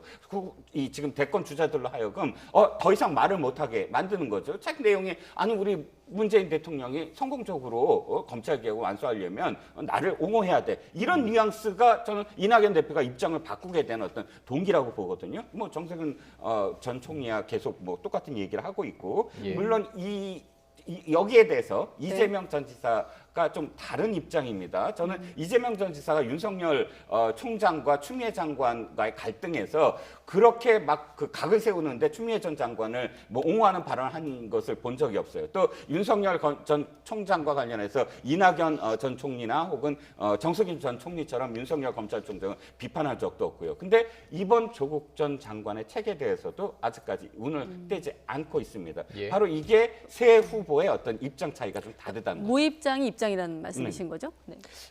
어제 보니까 그 최민희 전 의원은 아직 책을 안 읽어서 그럴 것이다 이렇게 해석하기도 했던데요. 어떻게 보시죠? 아니 뭐 저는 이렇게 생각해요. 이재명 지사 입장에서는 지금의 어떤 입장을 밝히는 것이 어떤 논란을 불러일으킬 수 있는 요소로 작용할 수 있다는 거, 본인의 진심이 뭐든 아니든. 예컨대 어떤 말을 하게 되면 그게 정치적으로 해석이 되고 읽히게 되는 거 아니겠어요? 그리고 지금 상황에서는 어쨌든 저는 이렇게 생각해요. 조국 전 장관은 개인의 입장에서 본인의 회고록을 쓴 거예요. 본인의 입장에서. 물론 그것이 정치적으로 읽히는 것은 지극히 당연한 부분이기도 하고요. 그리고 이제 다른 두 명의 대권 주자들 같은 경우에 지금 이낙연 전 총리나 아니면 정세균 전 총리 같은 경우에는 지금 쫓아가는 입장이잖아요. 지지율을 빨리 끌어올려야 되는 상황이에요. 그 상황에서 지금 이재명 지사 지지층은 어느 정도 공고하게 형성돼 있는 상황이고 그 틈새를 공략해서 본인들의 지지율을 끌어올리기 위해서는 친문 진영, 그 진영을 적극적으로 끌어안아야 돼요. 그러기 위해서는 조국 전 장관에 대해서 좀 더 적극적으로 함께 하는 듯한 발언을 하는 것은 본인들한테 유리한 환경이 될 거라고 판단한 거라고 저는 봐요. 예. 그래서 적극적으로 발언을 하는 것이고 예. 이재명 지사 입장에서는 어떤 생각이 없다고 보진 않아요. 그러나 그 발언을 했을 경우에 그것이 불러올 여러 가지 파장들을 고려한다고 하면 지금의 상황에서 이게 무슨 크게 정치적인 문제가 되는가 그리고 이슈화 되는 것 자체가 사실은 민주당 입장에서 그렇게 긍정적이냐 부정적이냐 이런 논란이 있는 상황 아니겠어요. 그런 상황에서 말을 하는 것 자체가 본인한테 유리하다고 판단하지 않았을 거다. 그리고 이건 개인적 차원에서 글을 쓴 거에 가지고 가타부타 이렇다 저렇다 얘기하는 것도 예. 어찌 보면 별 도움이 안 된다 이런 판단을 했을 가능성이 있다고 봅니다. 예. 네, 지금 뭐 부동산 문제에다가 조국 사태까지 조국 책 출간으로 인해서 좀 내부 이견이 좀 불거지고 있는 상황인데 당내에서 좀 지도부한테 입장은 정 좀 해라 이런 목소리도 나오고 있거든요. 그 목소리도 한번 들어보고 또 질문 이어가겠습니다. 당에게 어떤 태도를 취할 거냐는 거예요. 그렇죠. 그러니까 핵심은 그겁니다. 이른바 조국 사태, 촛불 시위 이후에 우리 사회에서 가장 뜨거웠던 논란 중에 하나잖아요. 네네. 촛불 항쟁 이후에 가장 뜨거웠던 일인데 아무 일 없었다는 듯이 넘어갈 수 있는 사안은 절대 아니다. 또 새로운 지도부가 들어섰으니 우리 이제 송영길 당대표를 중심으로 한 새로운 지도부가 이런 논란에 대해서 어떻게 바라보고 있는지를 국민들에게 답을 드릴 필요는 있어요. 1년 6개월 동안 언론이나 재판을 통해서 조국 장관에 대한 이야기는 사실 나올 게 나와서 다들 뭐 새로운 내용이 뭐가 있을지는 잘 모르겠습니다. 예. 그러니까 이걸 계기로 오히려 어떤 의미로 보면은 한 단계를 좀 정리하는 마무리가 될 수 있을 거라는 생각도 좀 들고요. 근데 그런 정도의 저희 당의 입장에서만 보면 그걸로 촉발된 여러 가지 논쟁과 쟁점들을 예. 단락짓기를 바라는 마음으로 바라보고 있습니다. 네, 그래서일까요? 송영길 대표 지금 각계각층 의견을 취합 중이라고 해요. 곧 이제 뭐 의견을 밝힐 것이다라고 했는데 이게 개인적인 의견인 건지 당의 의견인지는 아직 모르는 거예요. 당대표가 의견을 내는데 그게 개인적인 의견이라고 할 수가 있을까요? 당대표나 대변인이 말을 하면 사적인 그런 일개 의원의 얘기가 아니에요. 그건 당연히 당의 입장이죠. 그렇기 때문에 송영길 당대표가 의견을 내겠다라는 건 아마 당의 공식적인 입장이라고 저는 믿고요. 네. 지금 두 의원이 얘기했어요. 박용진 의원과 강훈식 의원. 공통점이 뭔지 아세요? 97세대예요. 90년대 태어나서 70 학번. 이 네. 97세대라는 공통점이 왜 있냐면 위기감이 있는 거예요. 바로 지금 국민의힘의 어떤 그런 세대 교체 돌풍, 그 돌풍의 위기감이 있어서 이 두 사람 다 이제 단락짓기를 해야 된다. 이건 좀 마무리 지어야 된다. 이 말을 하고 있는 것이거든요. 그건 사실 송영길 당대표가 청년들을 만나서 다 들은 얘기예요. 청년들이 다 공정하다고 이야기하는 정당이 지금 조국 사태를 보면 그 스스로 공정하지 않지 않았느냐. 그런데 그걸 푸는 해법에서도 다 내로남불 아니었느냐라는 이야기들을 청년들에게 계속 들었던 송영길 당대표고 이 당이 사실 재보궐 끝난 다음에 반성을 하고 뭔가 바꾸려고 하잖아요. 그 중에 하나가 바로 조국 사태거든요. 당 지지율이 떨어지고 사실 재보궐이 안 된 게 부동산 하나만이 아니거든요. 여러 가지 원인들이 쌓여서 된 건데 네. 지금 또다시 부동산 때문에 이렇습니다. 조국 사태는 전혀 우린 잘했습니다. 그런데 조국 사태에 대해서 왜 비판합니까? 우리가 뭉쳐서 조국을 수호합시다. 이런 방향으로 가면 지금까지 왜 반성을 하고 왜 청년들을 만나고 왜 공정에 대한 얘기를 들었습니까? 그 얘기를 지금 박용진 의원과 강훈식 의원이 제발 좀 당이 나서서 이걸 좀 단락을 지어야지 또다시 이 꺼져가는 불을 다시 확산시키면 당의 미래가 없다라는 이야기를 하고 있는 거죠. 네. 민주당 리더십이 일단 조국의 벽을 만났습니다. 지금 어떻게 좀 저는 이렇게 생각해요. 그러니까 당대표 입장에서는 원칙론적 얘기를 해야 된다고 저는 봅니다. 그러니까 크게 보면 저는 이렇게 생각해요. 4.7 재보궐선거의 패배의 원인이 조국 전 장관 때문이냐, 그것 때문에 그런 거냐, 그렇게 저는 보진 않아요. 일부에 영향을 미쳤을 거라고 보지만. 그러니까 여러 가지 요인들이 복합적으로 작용을 해서 그렇게 영향을 미친 거예요. 근데 마치 모든 책임이 조국 전 장관에게 있는 것처럼 얘기하는 건 저는 거기엔 동의 안 해요. 부동산 문제, 조국 전 장관 문제, 또 여러 가지 정책적 문제 이런 문제가 복합적으로 영향을 미쳐서 그렇게 된 거고요. 네. 조국 전 장관 입장에 저는 이렇게 생각하거든요. 본인이 회고록을 쓴 거는 윤리적, 도덕적으로 분명히 본인이 잘못했다고 본인은 여러 번 인정을 했어요. 네. 그 부분은 우리도 인정해야 한다고 생각해요. 그러니까 민주당 입장에서는 이게 20대, 30대 이런 젊은 층에서 봤을 때 도덕적으로, 윤리적으로 분명히 잘못된 행동이죠. 어쨌든 특권층이라고 불리는 분들이 뭐 어떤 형태로든 혜택을 누린 건 사실이잖아요. 근데 그게 이제 법적인 처벌의 문제냐 아니냐 문제는 그건 조국 전 장관의 개인의 문제로 싸워야 되는 부분이에요. 본인이 법정에 가서 누구든 마찬가지 아닙니까? 네. 본인이 법정에 가서 자기의 권리를 위해서 싸우는 거 그 자체를 뭐라고 얘기할 수는 없다고 저는 생각해요. 다만 이분이 공직을 하려고 장관 후보자가 됐는데 이런 문제가 발생해서 이게 윤리적 도덕적으로 비판받는다. 그건 당연히 인정해야 될 부분이라는 생각이 들기 때문에 저는 당대표 입장에서는 제가 그냥 조언을 하자면 윤리적 도덕적으로 분명히 비판받을 부분이 있다, 지점이 있다. 그건 인정하는 거예요. 다만 조국 개인이 본인의 법원에서 싸움이나 아니면 법적인 문제에서 본인이 논리적으로 대응하는 문제까지 우리가 가타부터 할 얘기는 아니라 그거는 왜냐하면 개인적인 문제 아니겠습니까? 당과는 선을 그어야 한다고 저는 생각하고요. 그래서 이 부분은 어쨌든 고위공직을 하려는 후보자로 왔었고 고위공직을 했던 사람이 윤리적 도덕적으로 비판받는 부분에서 우리가 책임이 있고 그 부분 우리가 사과에 대한 부분은 인정하지만 법적인 문제는 조국 전 장관이 개인적으로 다투어야 될 문제이기 때문에 거기까지는 당이 개입할 문제는 아니라고 생각합니다. 네, 아무튼 모레 송영길 대표 메시지에 어떤 좀 표현들이 들어갈지 함께 주목을 해보도록 하겠습니다. 그리고 아마 지금 TV 토론이 시작이 됐을 것 같은데 예정대로라면 국민의힘 당대표 후보들 첫 TV 토론을 시작했습니다. 어떻습니까? 아무래도 좀 그동안의 방송 경험이 많은 이준석 후보가 좀 유리하지 않을까 이런 생각도 드는데 중진들의 좀 견제가 있을 것 같아요. 네, 그렇죠. 네. 1대4가 될 수밖에 없을 것 같아요. 아마 보진 아무래도? 않았지만. 왜냐하면 원래 구도가 영남 대 비영남 뭐 이런 구도였어요. 처음에는 지역적인 어떤 구도였냐면 원내대표가 영남권 출신인데 지금 주호영 원내대표가 당대표 선거에 나서면서 영남 후보로서 뭐 당대표 원내대표를 다 하지 않느냐. 이게 중심적인 어떤 그런 그 구도라고 봤는데 여론조사가 하나 나오면서 이게 완전히 바뀌어버렸어요. 여론조사 이준석 후보가 1위가 되고 막 2위가 됐다가 1위가 되고 이런 흐름들이 바로 세대교체로 그 이 중심축에 옮겨갔고 지금 4명의 후보가 굉장히 다선 의원들이에요. 그리고 한 명만 영선, 5대 영선이 되는 정말 뭐 근래 보기 드문 그런 그런 당대표 선거가 됐고 또 36살의 그러니까 그 의원 경력도 없는 그런 정치인이 이 5선, 4선, 뭐 3선 이런 의원들과 맞붙는 그런 상황 이런 상황들이 굉장히 지금 뜨거운 관심을 불러 일으켰거든요. 그래서 말씀하셨듯이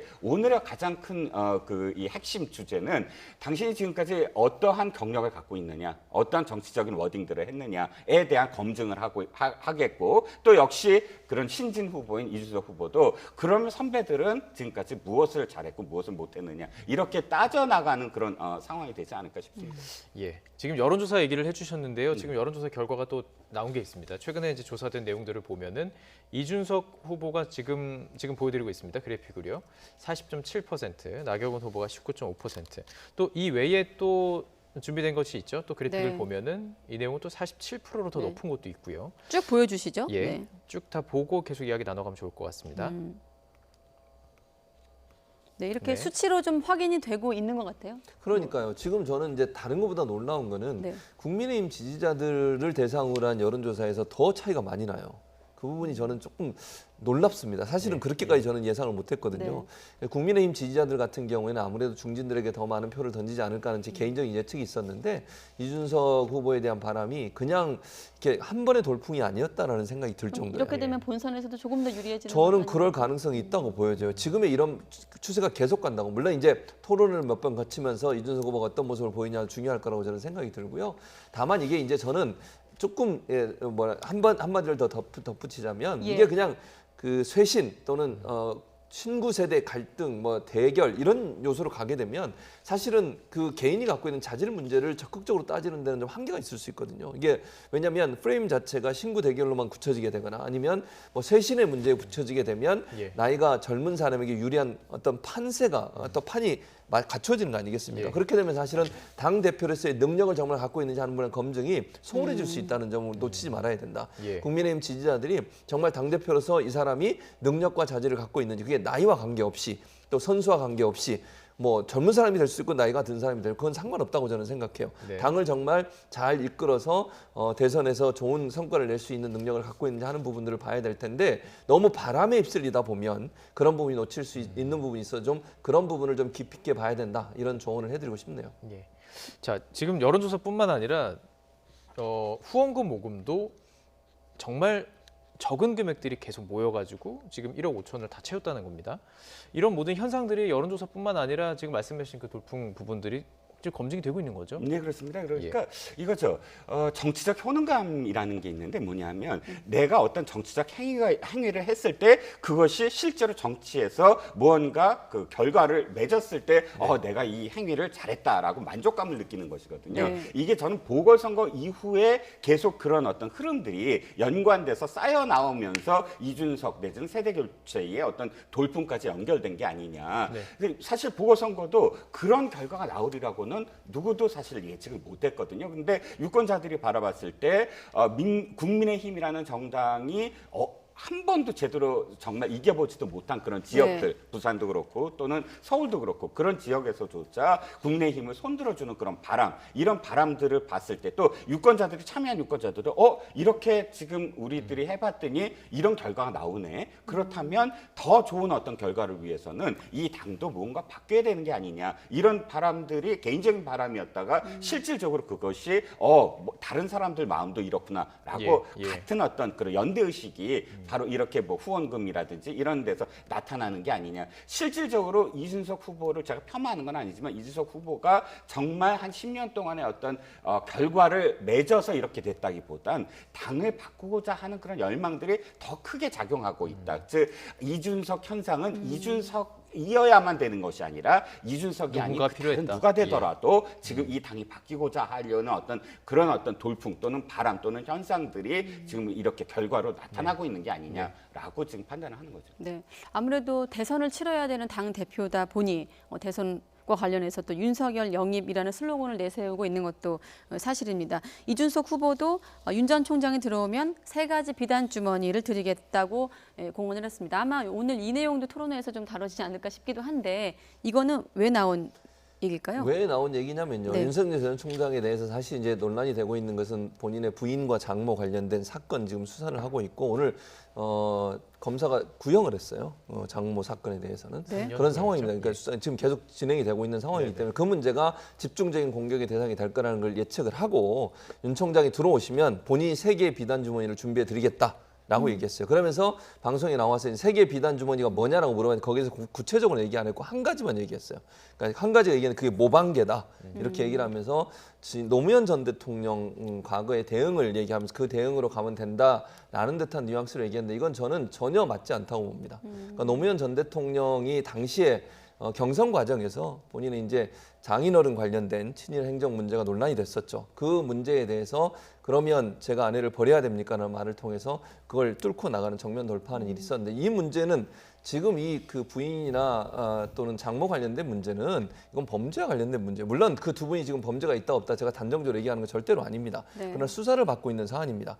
예전에 과거에 친일 행적이 있다 없나 문제와 지금 현재 논란이 되고 있고 수사를 진행되고 있고 만약 이게 사실이라고 하면 윤석열 전 총장이 총장으로 있을 때 이 수사가 지지부진하고 제대로 진행이 안 돼가지고 논란이 됐었습니다. 이게 원래 한참 전에 문제를 제기했음에도 불구하고 제대로 수사가 안 돼가지고 지금까지 끌고 왔다가 지금 총장이 나간 뒤에 지금 수사가 본격적으로 이루어지고 있지 않습니까? 이런 문제를 예전에 노무현 전 대통령이 하셨던 말씀하고 동일한 선상에서 본다? 저는 절대로 국민이 그렇게 보지 않을 거라고 생각합니다. 사실 비단 그래서 그런 차원에서 본다고 하면 이 모방계라고 하는 것은 실제적으로 선거가 있을 가능성이 낮다고 봅니다. 사실 비단 주머니는 삼국지연이 예. 제갈공명이 그렇죠. 조자룡한테 한 얘기에서 따온 얘기인데 이제 그만큼 자기가 이제 자신이 위기 관리 능력이 있다라는 것을 좀 보여주려는 발언이었습니다만 여기에 대해서 또 이제 정세균 총리가 구태 공작 정치다 이렇게 아마 지난번 장유유서 발언을 좀 의식한 것 같기도 하고요. 이렇게 좀 공격성 발언을 하기도 했습니다. 네, 정세균 전 총리가 사실 다른 전당대회, 다른 당의 전당대회의 경선 후보들끼리 한 그런 논쟁에 계속 끼어드는 것이 과연 정세균 총리한테 지금 보탬이 될까 하는 저는 생각을 해요. 특히 장유서 발언은 대단히 잘못됐습니다. 왜냐하면 세대교체와 관련된 어떤 논쟁에서 자기가 거기 끼어들면서 세대교체돼야 될 대상으로 지금 지목이 되는 그런 수를 둬버렸거든요. 그렇기 때문에 저는 정세균 총리가 지금 자신의 어떤 지지율이 오르지 못하는 것에 대한 조바심이 도리어 다른 당 전당대회까지 끼어들면서 지금 말을 보태게 되는 그런 요인이 되는 게 아니냐. 결과적으로 봤을 때요. 지금 지금 계속 이준석 후보 전 최고위원회 발언만 놓고 지금 계속 시시비비를 가리거든요. 이렇게 됐을 때는 어떻게 되냐면 이준석 후보의 그런 위상만 높아지게 돼요. 왜냐하면 당연히 정세균 전 총리의 지금까지의 정치 경력이 얼마나 대단합니까? 지금 뭐 자신의 어떤 지역구에서 전주에서도 계속 이겼죠. 서울 수도권에서도 이겼죠. 더군다나 지금 총리까지 했죠. 그런데 지금 정치 신인 뭐 10년을 했지만 어쨌든 영선인 이준석 후보의 발언에 꼬치꼬치 그것을 비판한다는 건 자신한테도 도움이 안 될 뿐더러 도리어 이준석 후보의 어떤 위상만 키워주는 그런 지금 뭐랄까 전혀 도움이 안 되는 발언을 왜 하시는지 저는 이해가 가지 않습니다.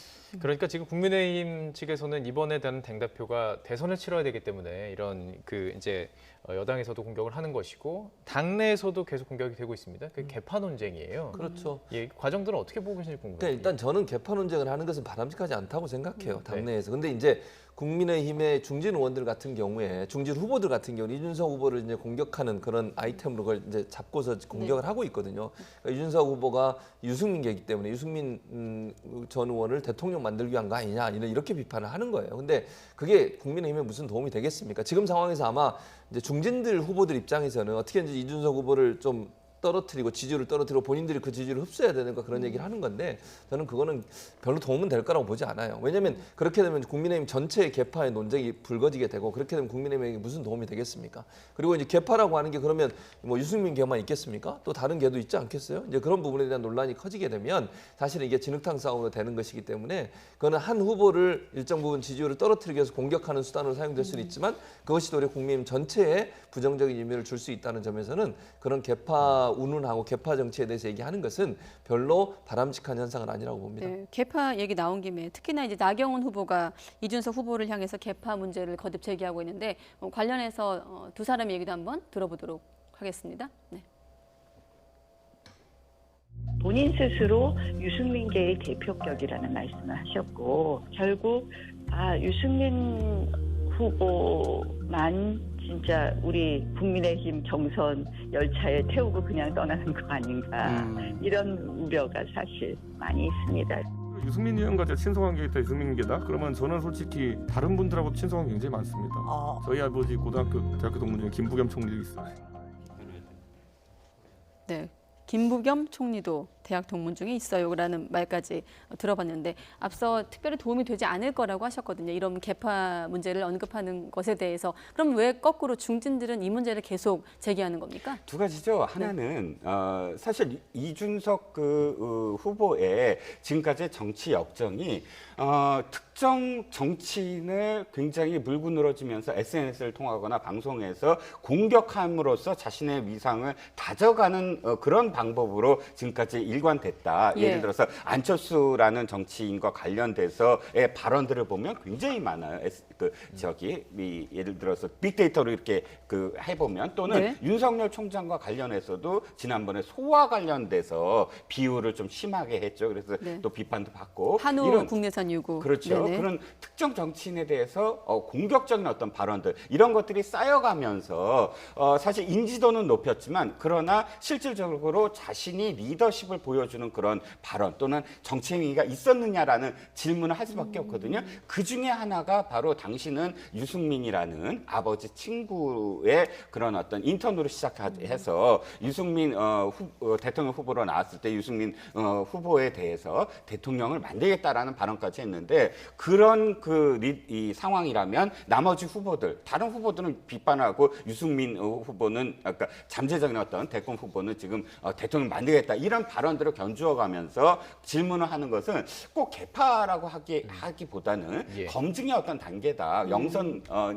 영선이지만 10년을 있었던 후보에 대해서 정치인에 대해서 검증을 하려면 하나의 어떤 질문으로서 당연한 어떤 질문이 아니겠느냐라고 싶고요. 두 번째는 지금 세대 교체 프레임에서 개파 프레임으로 사실 논점을 바꾸고자 하는 중진들의 어떤 바람이겠죠. 이 토론에서 만약에 세대 교체 발언은 없어. 이게 경륜이냐 신이냐 너무 신이냐 이렇게 했다가는 세대 교체 프레임에 그대로 갇히면서 이게 이 교체 당해야 될 어떤 대상이 될 수밖에 없잖아요. 그러니까 그런 두 가지 이유로서 사실 검증이라는 측면 또 논점을 바꾸는 측면 이 두 가지 측면이 아마도 그런 개파 논쟁의 이유가 되지 않을까 싶습니다. 예.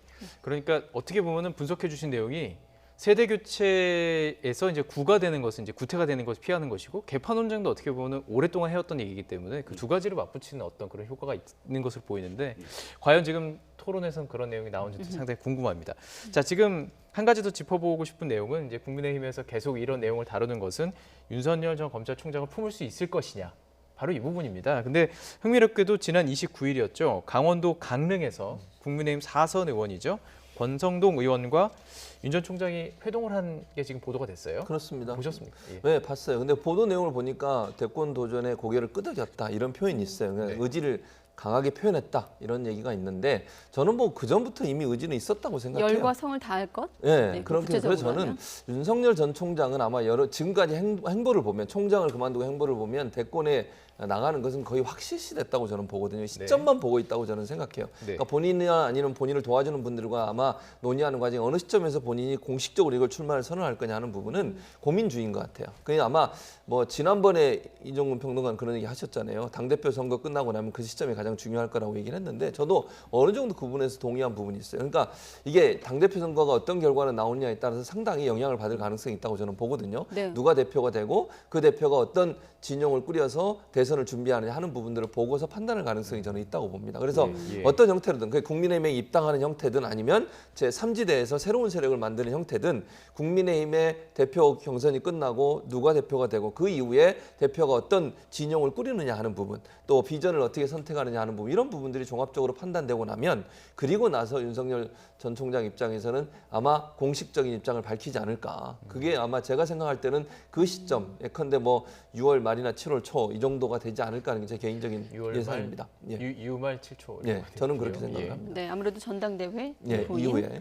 사실 근데 뭐 그냥 개인 윤석열 전 총장이면 누굴 만나는 게 크게 관심이 뭐 가지 않겠습니다만 지금 워낙 대선 후보로 오르내리고 있는 인물이다 보니까 누굴 만나느냐가 또 여론에 좀 관심을 받고 있는데 뭐 친구라고 알려져 있습니다만 국민의힘 4선 중진 권성동 의원을 만났다. 특별한 좀 의미가 있을까요? 엄청나게 많은 의미가 있어요. 왜냐하면 처음으로 정치인을 만났고요. 저 사퇴 이후에 그 다음에 처음으로 지역에 내려갔어요.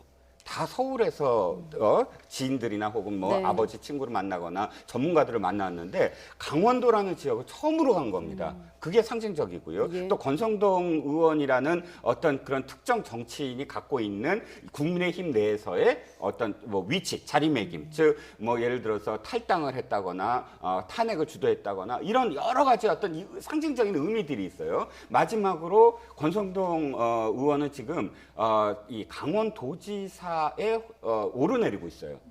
그러니까 사실 대선 이후에 바로 3개월 후에 그 지방선거가 있거든요. 그러면 권성동 의원으로서도 지금 윤석열 전 총장과 사진을 찍히는 게 굉장히 큰 어떤 나중에 물론 뭐 대선 결과에 따라서 달라지겠지만 유리한 어떤 상황이 돼버려요. 이런 여러 가지의 정치적인 의미들이 있거든요. 그런데 이런 해석들이 가능한데도 불구하고 윤석열 전 총장이 이렇게 강행을 했다? 이건 사실상 그 해석을 그냥 받아들이는 거잖아요. 충청과 강원. 충청은 아버지의 고향이고 강원은 어머니의 고향이고 이 두 가지의 어떤 베이스를 자기의 어떤 베이스로 삼아서 정치를 하겠다라고 선언을 하는 어떤 의미도 있고요. 선언의 의미. 그래서 지금 굳이 진짜 강원도, 권성동 뭐 이런 키워드들이 이렇게 그 여러 가지 해석을 낳는데도 불구하고 강행하는 건 말씀하셨듯이 이건 진짜 굉장히 많은 어떤 정치적인 그런 수를 지금 두고 있다라고 할 수밖에 없죠. 지금 안 그래도 개파 얘기하고 있었으니까요. 궁금하네요. 그럼 권성동 의원은 그러면 어떤 개파로 분류가 됩니까? 지금 현재로는 사실은 뭐 개파를 권성동 의원이 어느 부분이 개파라고 제가 지정해서 말씀드릴 수는 없지만 그러니까 예전에는 유승민 의원과 함께 했었죠, 사실. 그러니까 그 탄핵을 주도할 때도 마찬가지고요. 본인도 이제 나갔다가 다시 들어오신 분 아니겠어요? 그런 차원이라고 하면 유승민 의원과 가깝다고 볼 수 있죠. 근데 뭐 그걸 개파냐 개다 이렇게까지 얘기할 수 있는지는 모르겠어요. 그러나 이제 이준석 지금 후보 같은 경우는 그래도 더 가깝다고 저는 개인적으로 생각을 하거든요. 어려서부터 같이 유승민 의원과 함께 했기 때문에. 그러나 그런 부분이 있기 때문에 권성동 의원도 어쨌든 유승민 의원과 가깝긴 하지만 개파를 그냥 유승민 개로 발 거냐 하는 부분은 저는 뭐 그거는 조금 유보를 하고 싶고요. 그러나 중요한 건 탄핵에서도 중요한 역할을 했고 뭐 윤석열 총장은 탄핵에 직접적으로 수사를 했던 사람 아니겠어요? 그러니까 박근혜 전 대통령이나 최순실 씨, 최성원 씨 관련된 그것도 권성동 의원 같은 경우는 잘 아시는 것처럼 그 당시에 이제 검사 역할을 했었잖아요. 그 헌법재판소에서 그런 여러 가지 연관성도 사실은 이번에 찾게 된 계기에 하나의 연관이 되지 않았을까 이런 생각도 듭니다. 네, 자 국민의힘 관련해서 한 가지만 더 질문을 다시 돌아와서 드리면 이제 본선 남아 있는데 지금부터 그 한 열흘 정도의 시간이 있지 않습니까? 네, 변수가 있다면 어떤 게 있을까요? 이준석 전 최고위원이 지금 중진들의 어떤 질문들, 검증 과정을 잘 마무리 지을 거냐 하는 것이 바로 경륜이거든요. 그래서 집중적으로 공격을 받을 수밖에 없어요. 왜냐하면 일이 선두에 있기 때문에 선두는 나머지 모든 후보들의 공격을 받아야 되거든요. 그 공격들, 그 검증의 시간을 어떻게 헤쳐나갈 것인가가 첫 번째고요. 두 번째는 단일화예요. 즉 중진들이 어떤 그룹으로 조합으로 단일화를 할 건가. 근데 이제 나경원 후보가 예를 들어서 무슨 홍문표 의원과 한다는 소리도 있고 뭐 조경태 의원과 또 한다는 얘기, 그러니까 주호영 의원과 한다는 얘기도 있지만 가장 파괴력 있는 것은 주호영 의원과 나경원 전 의원이 만약 단일화를 했을 때 그건 상대적으로 굉장히 큰 파괴력이 있거든요. 그런 중진 의원들이 지금 다음번 나오는 여론조사까지 만약에 지금 이준석 후보가 선두에 있다 했을 때는 단일화의 결심 또 압박이 있을 거예요. 그랬을 때 그 단일화가 마지막 변수가 될 것이다. 중진들의 단일화 여부가 마지막 변수가 될 것이다. 교수님은 어떤 변수가 있다고 저도 보십니까? 그 부분이 하나의 변수가 될 수 있다고 생각을 해요. 두 번째는 토론회가 이제 변수가 될 수도 있다는 생각은 들거든요. 그러니까 어느 정도의 파괴력을 가질지는 제가 뭐 정확히 판단하기는 어렵지만 토론회에서 어떤 모습을 보여주느냐가 중요할 거라고 생각해요. 마지막 몇 번의 토론을 통해서 이제 그러니까 표를 갖고 있는 분들, 국민의힘의 당원들이나 아니면 선거인단에 포함된 분들 같은 경우에는 판단을 또 할 거라고 저는 생각을 합니다. 왜냐하면 아까 말씀드린 것처럼 이게 그냥 어떤 세대 교체라고 하는 프레임에 갇혀 있으면 안 되고 정말 이 당을 잘 이끌고 대선까지 갈 수 있는 능력을 갖춰 있는지를 검증해 봐야 돼요. 그 검증의 과정이 없다고 하면 이게 그냥 겉으로 보이는 모습만 가지고 판단하게 되는 거거든요. 그건 좀 위험할 수 있다고 저는 판단하기 때문에 이게 단일화가 될 거냐 안 될 거냐도 중요한 변수이고 또 하나는 토론의 과정에서 어떻게 토론이 진행되고 어떻게 반응하고 능력과 자질을 검증하는 과정을 통해서 아마 선택의 여부에 영향을 미칠 가능성이 있지 않나 이렇게 생각을 합니다. 참 선거 앞에서는 겸손해지는 것 같아요. 중진들도 이렇게 단일화에 대한 얘기가 나오니까요. 자, 이준석 돌풍이 불어오는 바람은 또 있습니다. 세대교체 바람, 여야 모두 촉각을 곤두세우고 있는데요. 일각에서는 대통령 피선거권을 40세 이상으로 제한한 규정, 이걸 폐지해야 된다 이런 얘기가 나오고 있죠. 관련 발언 준비했습니다. 듣고 오시죠. 대통령이 되려면 40년 정도는 살아낸 어른이어라. 헌법의 성문으로 연령을 제한하고 있는 나라, 대한민국입니다. 젊은의 진출을 가로막는 정치 제도를 바꿉시다. 36세 이준석이 제1야당의 대표가 될 수 있다면 40이 되지 않아도 대통령이 될 수 있어야 합니다. 네. 그러니까 이참에 얘기가 나온 김에 대통령 피선거권을 40세 이상으로 제한해 있는 것을 좀 폐지하자 이런 목소리 아니겠습니까? 네, 그렇죠. 지금 현재 이제 헌법에는 그렇게 돼 있어요. 40세 이상만 피선거권을 갖도록 돼 있습니다. 그래서 지금 이제 그 여러 젊은 의원들을 중심 또 윤석열 의원도 그런 얘기를 했어요. 그러니까 이거는 저는 이렇게 생각합니다. 지금 이런 얘기가 나왔으니까 공론화에서 논의해 볼 필요는 있다는 생각이 들어요. 그래서 국민들의 의견이 어떤지를 좀 살펴봐야 되잖아요. 지금 이분들이 여러 가지 제안도 했고 뭐 이분들의 제안이 전혀 뭐 의미 없다고 보지 않습니다. 저는 충분히 논의할 가능성이 있는 또 논의할 필요가 있는 그런 주제라고 저는 생각을 하기 때문에 이 부분에서 논의를 하면 될 것 같고 그 논의의 과정을 통해서 어떻게 진전해 갈지 하는 문제는 차후에 결정할 문제가 맞다. 이게 뭐 단기간에 짧은 시간을 해결될 수 있는 문제는 아니라고 생각이 들어요. 왜냐하면 국민들이 어떻게 생각하는지 이 부분에 대해서 여러 세대의 의견들을 함께 공통으로 좀 살펴보고 거기서 공감대를 형성해서 정말 필요하다고 하면 이 부분에 대한 변화도 필요하지 않겠나는 생각이 듭니다.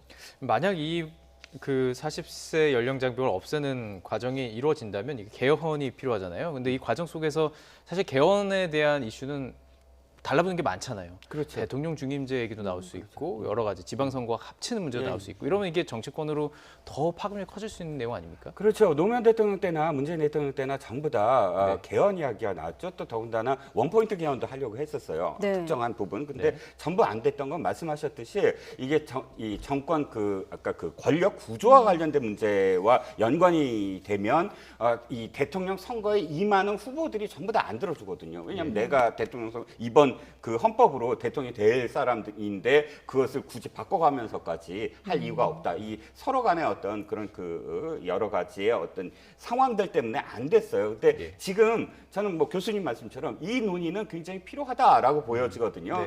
그러니까 왜 우리가 40세냐라고 했을 때 분명히 그건 선거법에 50년도에 그냥 선거법에 있었어요. 그 정부 통령과 국회의원 선거법에 이승만 대통령 시절에. 그런데 이걸 헌법으로 뺀 사람이 박정희 대통령이에요. 그 1962년에 국가재건회의 의장으로 63년에 대선이 벌어지는 직전에 아예 헌법으로 그걸 못을 박아버렸어요. 헌법을 바꾸려면 굉장히 힘들잖아요. 지금도 힘든 것처럼. 당시 이유가 자신의 어떤 정적이 될 수 있는 사람들이 전부 다 40세 미만이었거든요.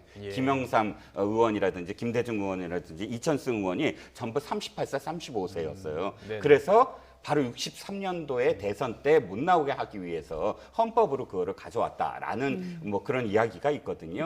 이런 어떤 스토리를 배경으로 한다면 이제는 그런 이 정치의 어떤 과거를 다시 좀 이렇게 새롭게 하는 의미에서 40세라는 연령을 우리가 헌법에 꼭 둬야 되느냐라는 건 굉장히 많은 어떤 정치권에서 공감대가 형성될 수 있을 것 같거든요. 다만 앵커님 말씀하셨듯이 이것만으로 원포인트 개헌을 하느냐? 그건 불가능하잖아요. 이게 그렇게 절체절명의 정말 절박한 어떤 상황은 아니잖아요. 그렇기 때문에 다음에 개헌이라는 어떤 큰 그런 그 이슈 속에서 하나의 어떤 또 하나의 개헌의 필요성을 부각하는 그런 요소로는 좀 작용할 거라고 봅니다. 네, 앞서 자막에 이준석 돌풍의 이런 40대 미만 대선 출마 제한 여기에 이제 헌법 규정을 좀 고치자 이런 목소리가 등장했다라고 되어 있는데 실제로 이준석 돌풍이 영향을 미친 걸까요? 이 나온 배경을 좀 설명해 주시죠. 그렇죠. 저는 영향을 미쳤다고 생각해요. 이게 만약에 그 전까지는 얘기가 없었잖아요, 사실은. 근데 이준석 지금 후보가 돌풍을 일으키면서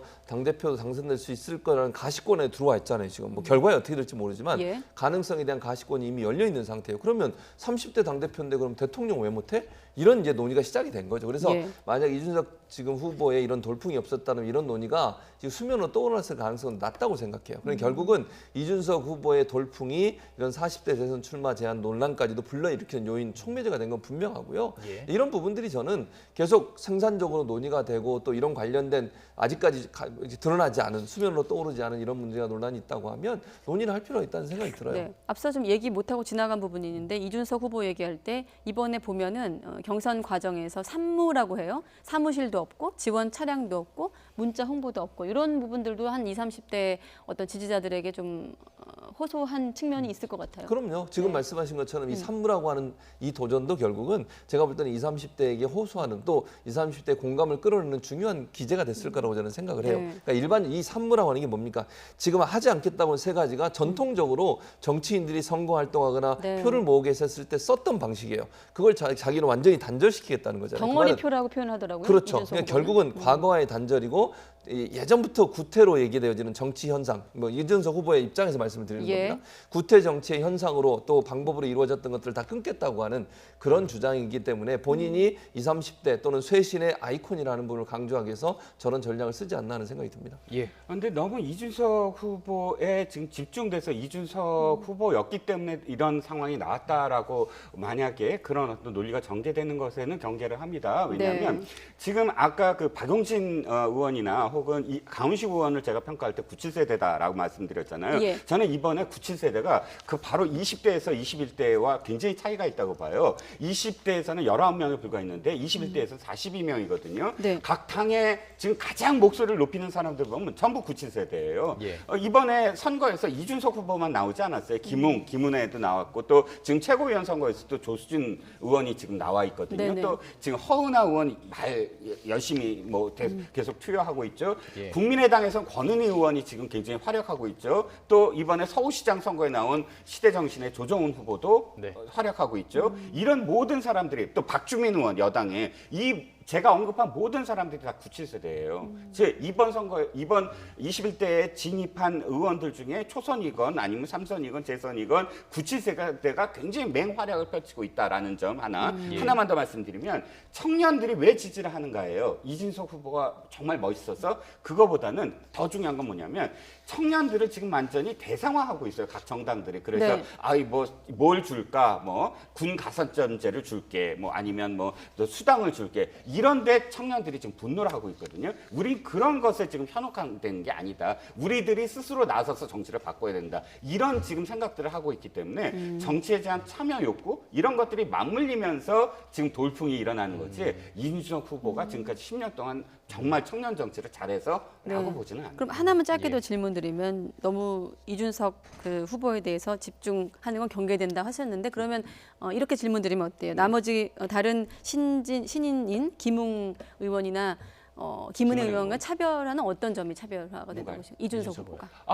조금 다르죠. 불구하고? 진짜 다르죠. 왜냐하면 세대로 얘기했을 때 사실 나머지 두 사람은 97세대로서 70년대 학번으로서의 어떤 이 세대를 공유하고 있다면 지금 이준석 후보는 36살이잖아요. MZ세대예요. 정치적으로는 굉장히 유산이 없어요. 즉 민주화의 어떤 돌을 던지거나 이런 세대가 아니거든요. 대신 굉장히 자기를 이렇게 표현하는데 익숙하고 또 젠더 갈등이라든지 이런 데에 있어서 40대 이상은 쉽게 젠더 갈등에 어느 쪽에 편드는 어떤 발언을 못해요. 하지만 지금 이준석 의원은 진중권 교수한테도 욕을 먹어가면서까지 지금 이 남혐에 대해서 정면으로 지금 비판을 하잖아요. 이런 결기는 사실상 40대 이상이 할 수 없는 것이죠. 좀 세대적으로는 좀 차이가 있다고 봅니다.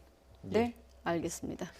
네, 주제를 좀 바꿔보도록 하겠습니다. 지금 2021 P4G 서울 녹색미래 정상회의 이틀째 회의를 지금 이어가고 있고 오늘 이제 마지막 모든 세션이 지금 진행 중인데요. P4G가 뭔지 좀 먼저 교수님께서 설명해 주실래요? 네, P4G라는 회의가 무슨 회의냐면요. 이게 녹색가 정확히 얘기하면 Partnering for Green Growth and Global Goals 2030라는 약자거든요. 녹색 성장 및 글로벌 목표 2030을 위한 연대라고 하는 회의고요. 원래 이게 2018년도 10월에 덴마크 코펜하겐에서 1차 정상회의가 있었고요. 우리나라에서 이제 2차 정상회의가 개최가 된 거고 지금 2차군요. 비대면으로 지금 진행이 되고 있는 상황이고 문재인 대통령이 주재를 했고요. 문재인 대통령과 각국 정상급 고위급 인사들이 화상으로 참석을 해서 주제를 논의를 했는데 주로 녹색 회복, 그다음에 탄소 중립, 민관 협력 이 세 개 크게 주제가 3개가 있고요. 그 외에 농업, 식량, 물, 에너지, 도시, 순환 경제 이런 5개 주제에 대해서 전문가들이 함께 토론하고 논의해서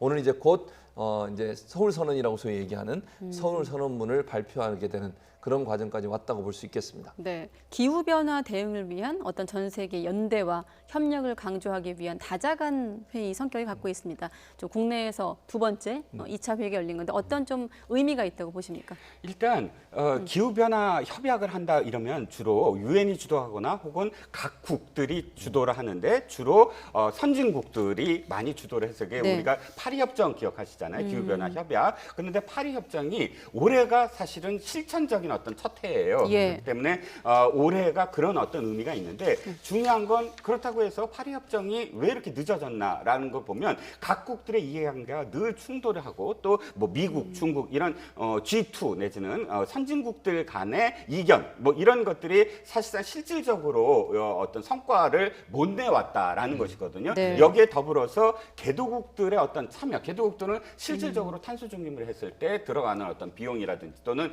이 성장의 어떤 단계에서 못 따라가는 부분들이 있어요. 그런데 이런 국가 주도가 이루어졌을 때 소외되는 어떤 상황들이 있었거든요. 이번 P4G의 가장 핵심적인 부분은 뭐냐면 국가가 주도하는 것에서 좀 더 보완을 해야 된다. 어떤 점에서 보완하냐면 민과 관, 즉 시민단체들이 더 많이 뛰어들고 그래서 민관이 어떤 역할을 할 것이냐에 대한 구체적인 어떤 그런 이 플랜들이 나와야 되고 뭐 또는 지자체, 그러니까 국가 주도가 아니라 지자체들의 역할은 또 어떻게 될 것인가라는 그런 부분에서 또 성과를 좀 내야 되고 이런 것들이 사실상 그러니까 국가 주도를 보완하는 그리고 보다 더 실천할 수 있는 그리고 또 개도국들을 어떻게 도와줄 수 있는 이런 부분들을 논의하는 그런 사실 실질적인 장이 되지 않을까 싶습니다. 실천적인 의미가 있습니다. 잠시 뒤에 저희가 이제 현장 연결해서 문재인 대통령의 이제 폐회사도 함께 들어볼 예정인데요. 네. 이 중요한 어쩌면 실천적으로 이제 실제되는 과정 속에서 두 번째 정상회의가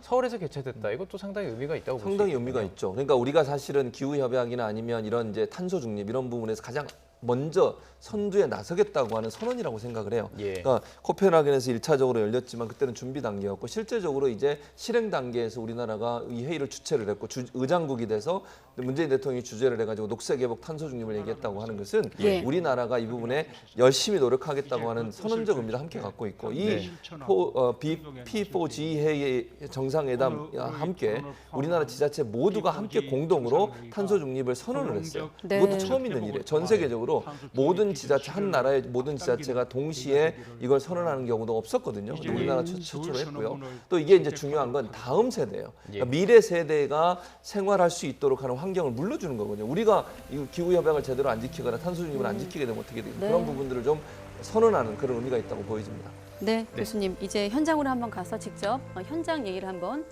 들어보도록 하겠습니다. 네, 지금은 이제 행사와 관련된 영상물이 소개되고 있는데 이제 서울 선언문이 채택이 되고 그러고 나서 이제 폐회식이 진행이 될 예정인데 대통령의 폐회사가 있고 나면 이제 이틀간의 P4G 정상회의는 막을 내리게 됩니다. 그렇습니다. 네, 오늘 밤 10시부터 이제 대통령이 직접 주재하는 정상 토론 세션이 있었고요. 잠시 소개해드리면 이 자리에 존 케리 미국 기후특사, 또 프레데릭센 덴마크 총리, 우르줄라 폰데어 라이엔 EU 집행위원장, 또 크리스탈리나 게오르기 에바 IMF 총재 등 14명이 화상으로 참석을 했습니다. 앞서 그 평론가님 얘기하셨지만 녹색 회복, 또 탄소 중립, 민관 협력 이렇게 세 가지 주제를 놓고 서울 토론이 이어졌습니다. 소개해 주시겠습니다. 네. 각국 정상 국제기구 대표들과 함께 포용적인 녹색 회복을 통한 탄소 중립 비전 실현을 주제로 2021 P4G 서울 녹색미래 정상회의를 진행했습니다. 15개 주제별 세션과 이틀간의 정상 세션을 통해 기후위기의 심각성을 다시 한번 공유하고 이를 극복하기 위해 국제사회와 시민사회, 기업, 미래세대가 함께 노력해 나갈 것을 약속하는 서울선언문을 채택하기로 합의했습니다. 서울선언문의 주요 내용을 말씀드리겠습니다. 정상들은 기후위기가 환경 문제만이 아니라 경제, 사회, 안보, 인권에 영향을 미치는 문제라는 데 동의하고 코로나19 역시 녹색 회복을 통해 극복해 나가야 한다는 데 인식을 같이 했습니다. 녹색 회복은 지구온도가 산업화 이전보다 1.5도 이상 올라가지 않도록 하자는 파리 협정을 실천하기 위한 방안입니다. 지난해부터 기후위기를 극복하기 위한 국제사회의 노력과 각국의 야심찬 국가온실가스 감축 목표 제출이 이어지고 있습니다. 지금까지의 국제사회 노력에 더해져 이번 회의를 통해 강화된 민관 협력이 다가오는 11월 제26차 기후변화 당사국 총회를 성공적으로 이끌 것이라고 확신합니다. 정상들은 또한 P4G가 UN 주도의 기후변화 대응과 지속가능 발전 목표 달성 노력을 보완해왔다는 데 동의를 했습니다. 앞으로 물, 에너지, 식량 및 농업, 도시, 순환경제, 금융, 지자체 역할 강화, 포용적이고 공정한 전환 분야에서 민간 협력을 강화하기로 했습니다. 나아가 기후행동 확산을 위해 시민사회의 참여와 역할이 중요하다는 데 의견을 같이 했습니다. 우리는 기업이 ESG를 지금보다 더 중요하게 여길 것을 촉구합니다. 경제 사회 구조 전반을 저탄소 방식으로 전환해야 미래 세대가 생존할 수 있다고 믿습니다. 각국 정부와 국제기구는 오늘 우리의 선택이 미래 세대의 삶을 결정한다는 인식하에 청년 세대의 목소리에 늘 귀 기울일 것을 약속합니다.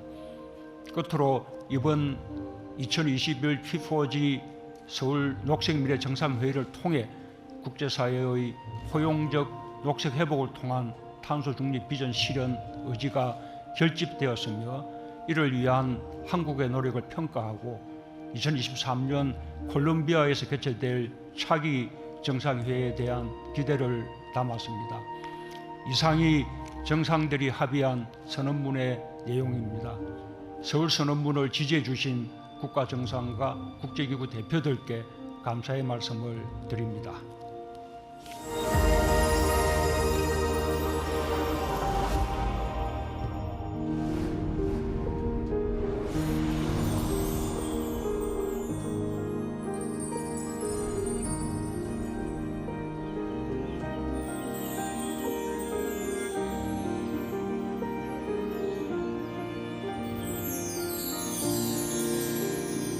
참여 정상들의 합의를 마친 서울 선언문이 채택됐습니다.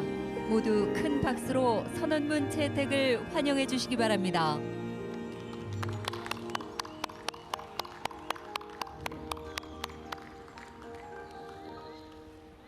예, 감사합니다. 마지막으로 차기 의장국인 콜롬비아 이반 두케 마르케스 대통령님의 말씀을 듣겠습니다. 감사합니다. 다시 한번 문재인 대통령님께 감사드립니다. 모든 정상 여러분들 그리고 국제기구 수장분들께 감사드립니다. 매우 중요한 정상회의였습니다. 이렇게 중요한 정상회의를 진행을 하면서 기후 변화야말로 가장 시급한 문제라는 것을 우리가 다시 한번 상기하게 되었습니다. 그렇기 때문에 우리는 더 나은 재건을 위해 노력해야 됩니다. 세계가 필요한 것은 바로 변화이기 때문입니다. 그리고 또 뿐만 아니라 코로나19로 인해서 발생한 영향을 우리는 극복해야 되기 때문입니다. 우리는 이 정상회의를 통해서 알게 된 것이 있습니다. 우리의 공동의 행동이 필요하다는 것입니다. 2030년이면 가장 높은 수준의 이산화탄소 배출 감축을 우리가 역사상 처음으로 달성할 수 있을 것입니다. 그렇지만 우리가 다시 한번 의지를 다졌습니다. 탄소 중립을 2050년까지 반드시 달성해야 될 것입니다. 우리가 오늘 공유한 이러한 노력들에는 단순한 에너지 전환만을 필요로 하는 것이 아니고 청정 이동성이나 또 산림 파괴만 문제만을 다루는 것이 아니라 우리 이런 기후 행동과 관련해서 모든 시민들이 참여해야 될 것입니다. 이들의 탄소 발자국을 지속적으로 줄여 나가야 할 것입니다. 또 뿐만 아니라 우리는 자원의 제공성에 대해서 다시 한번 느꼈습니다. 민간 부분에 동참이 필요하고 목표를 달성하기 위해서는 이러한 지원이 필요합니다. 이러한 차원에서 우리는 다자주의 중요성을 다시 한번 인식하게 됩니다. 국제금융기관들의 중요성도 다시 한번 인식하게 되었습니다. 이런 활동을 전개하기 위해서는 투자가 필요합니다. 이번 정상회의를 통해서 우리는 글라스고에 한 발자국 더 가깝게 가게 될 것입니다. 여러 기대를 갖고 또 정치적인 의지와 행동을 가지고 한 걸음 더 다가서게 될 것입니다. 지금 우리가 목도했던 그리고 문재인 대통령께서 보여주셨던 이러한 리더십 그리고 또 한국판 뉴딜이야말로 우리에게는 영감을 주는 정책적인 모범 사례라 생각합니다. 특히 콜롬비아의 경우 우리는 Pact for Colombia라는 정책을 마련하였습니다. 이러한 의지 안에는 가장 높은 수준의 에너지 전환과 관련한 투자 그리고 청정, 모빌리티를 위한 투자를 담고 있습니다. 녹색 그리고 자연 기반의 해결책이 또 개도국에게도 제공이 되어야 할 것입니다. 우리가 오늘 공유했던 여러 가지 활동을 볼 때 이번 세대가 분명 기후 위기를 극복하고 그 영향을 극복하기 위해 싸운 세대로 기억이 될 것입니다. 우리가 무엇을 할 수 있는가를 다시 한번 인식할 수 있는 시기가 될 것입니다. 여러분들의 탄소 발자국을 줄여나가야 할 것입니다. 지금 우리가 협력해야 할 때입니다. 힘을 합쳐야 할 때입니다. 뿐만 아니라 필요한 모든 것들을 정책적인 차원에서 포용하고 뿐만 아니라 개별적인 차원에서 행동을 바꿔야 할 것입니다. 다시 한번 문재인 대통령님께 감사드립니다. 콜롬비아는 기꺼이 2023년 제3차 P4G 정상회의의 개최국으로서 노력할 것입니다. 콜롬비아는 말씀드렸듯이 이 고지대에 있는 생태계 50% 그리고 우리의 토양의 30%는 이러한 그 비옥한 땅으로 구성되어 있습니다. 또 우리는 해상 생태계가 풍부합니다. 우리가 이러한 개념을 반영하고 또 탄소 중립을 달성할 수 있다면, 그리고 51%라는 배출 감축 목표를 2030년까지 달성할 수 있다면, 또 지속가능 개발 목표를 달성할 수 있다면 콜롬비아는 리더가 될 것입니다. 또 이는 뿐만 아니라 영감을 불어넣는 순간이 될 것입니다. 지자체도 이러한 개념을 반영해야 될 것입니다.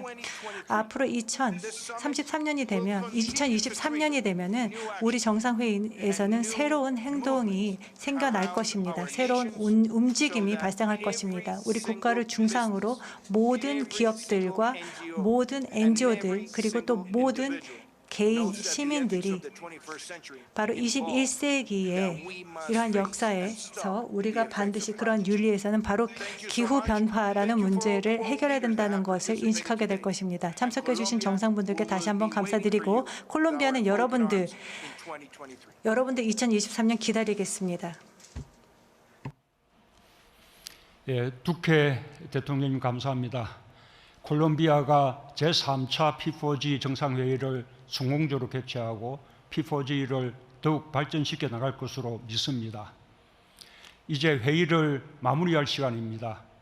긴 시간 화상회의에 함께하며 서울선언문이 채택될 수 있도록 의지를 모아주신 각국 정상과 국제기구 대표들께 다시 한번 감사드립니다. 탄소 중립과 지속 가능한 사회를 향한 지구촌의 공감대를 넓히고 녹색 협력을 확대하는 중요한 계기가 되기를 바랍니다. 아울러 녹색 미래를 만드는 기후 행동에 학계, 기업, 시민사회를 비롯한 모든 인류가 바로 지금 적극 동참하는 중요한 시작점이 되기를 기대합니다. 녹색 실천, 지금 시작합시다. 이상으로 2021 P4G 서울 녹색 미래 정상회의를 모두 마치겠습니다. 다시 한번 긴 시간 함께해 주신 여러분께 진심으로 감사드립니다. 감사합니다. 네, 지금까지 현장 연결해서 이틀 동안 진행된 P4G 서울 녹색미래 정상회의 폐회사까지, 문재인 대통령의 폐회사까지 함께 들으셨습니다. 네, 오늘 라이트 포커스 이렇게 P4G 현장을 생중계로 좀 포함해서 전해드리느라고 대담도 길어졌습니다. 오늘 두 분 늦게까지 고생하셨습니다. 여러분 고맙습니다. 네, 고맙습니다. 네, 이상으로 뉴스나이트 마치겠습니다. 네, 시청해주신 여러분 고맙습니다.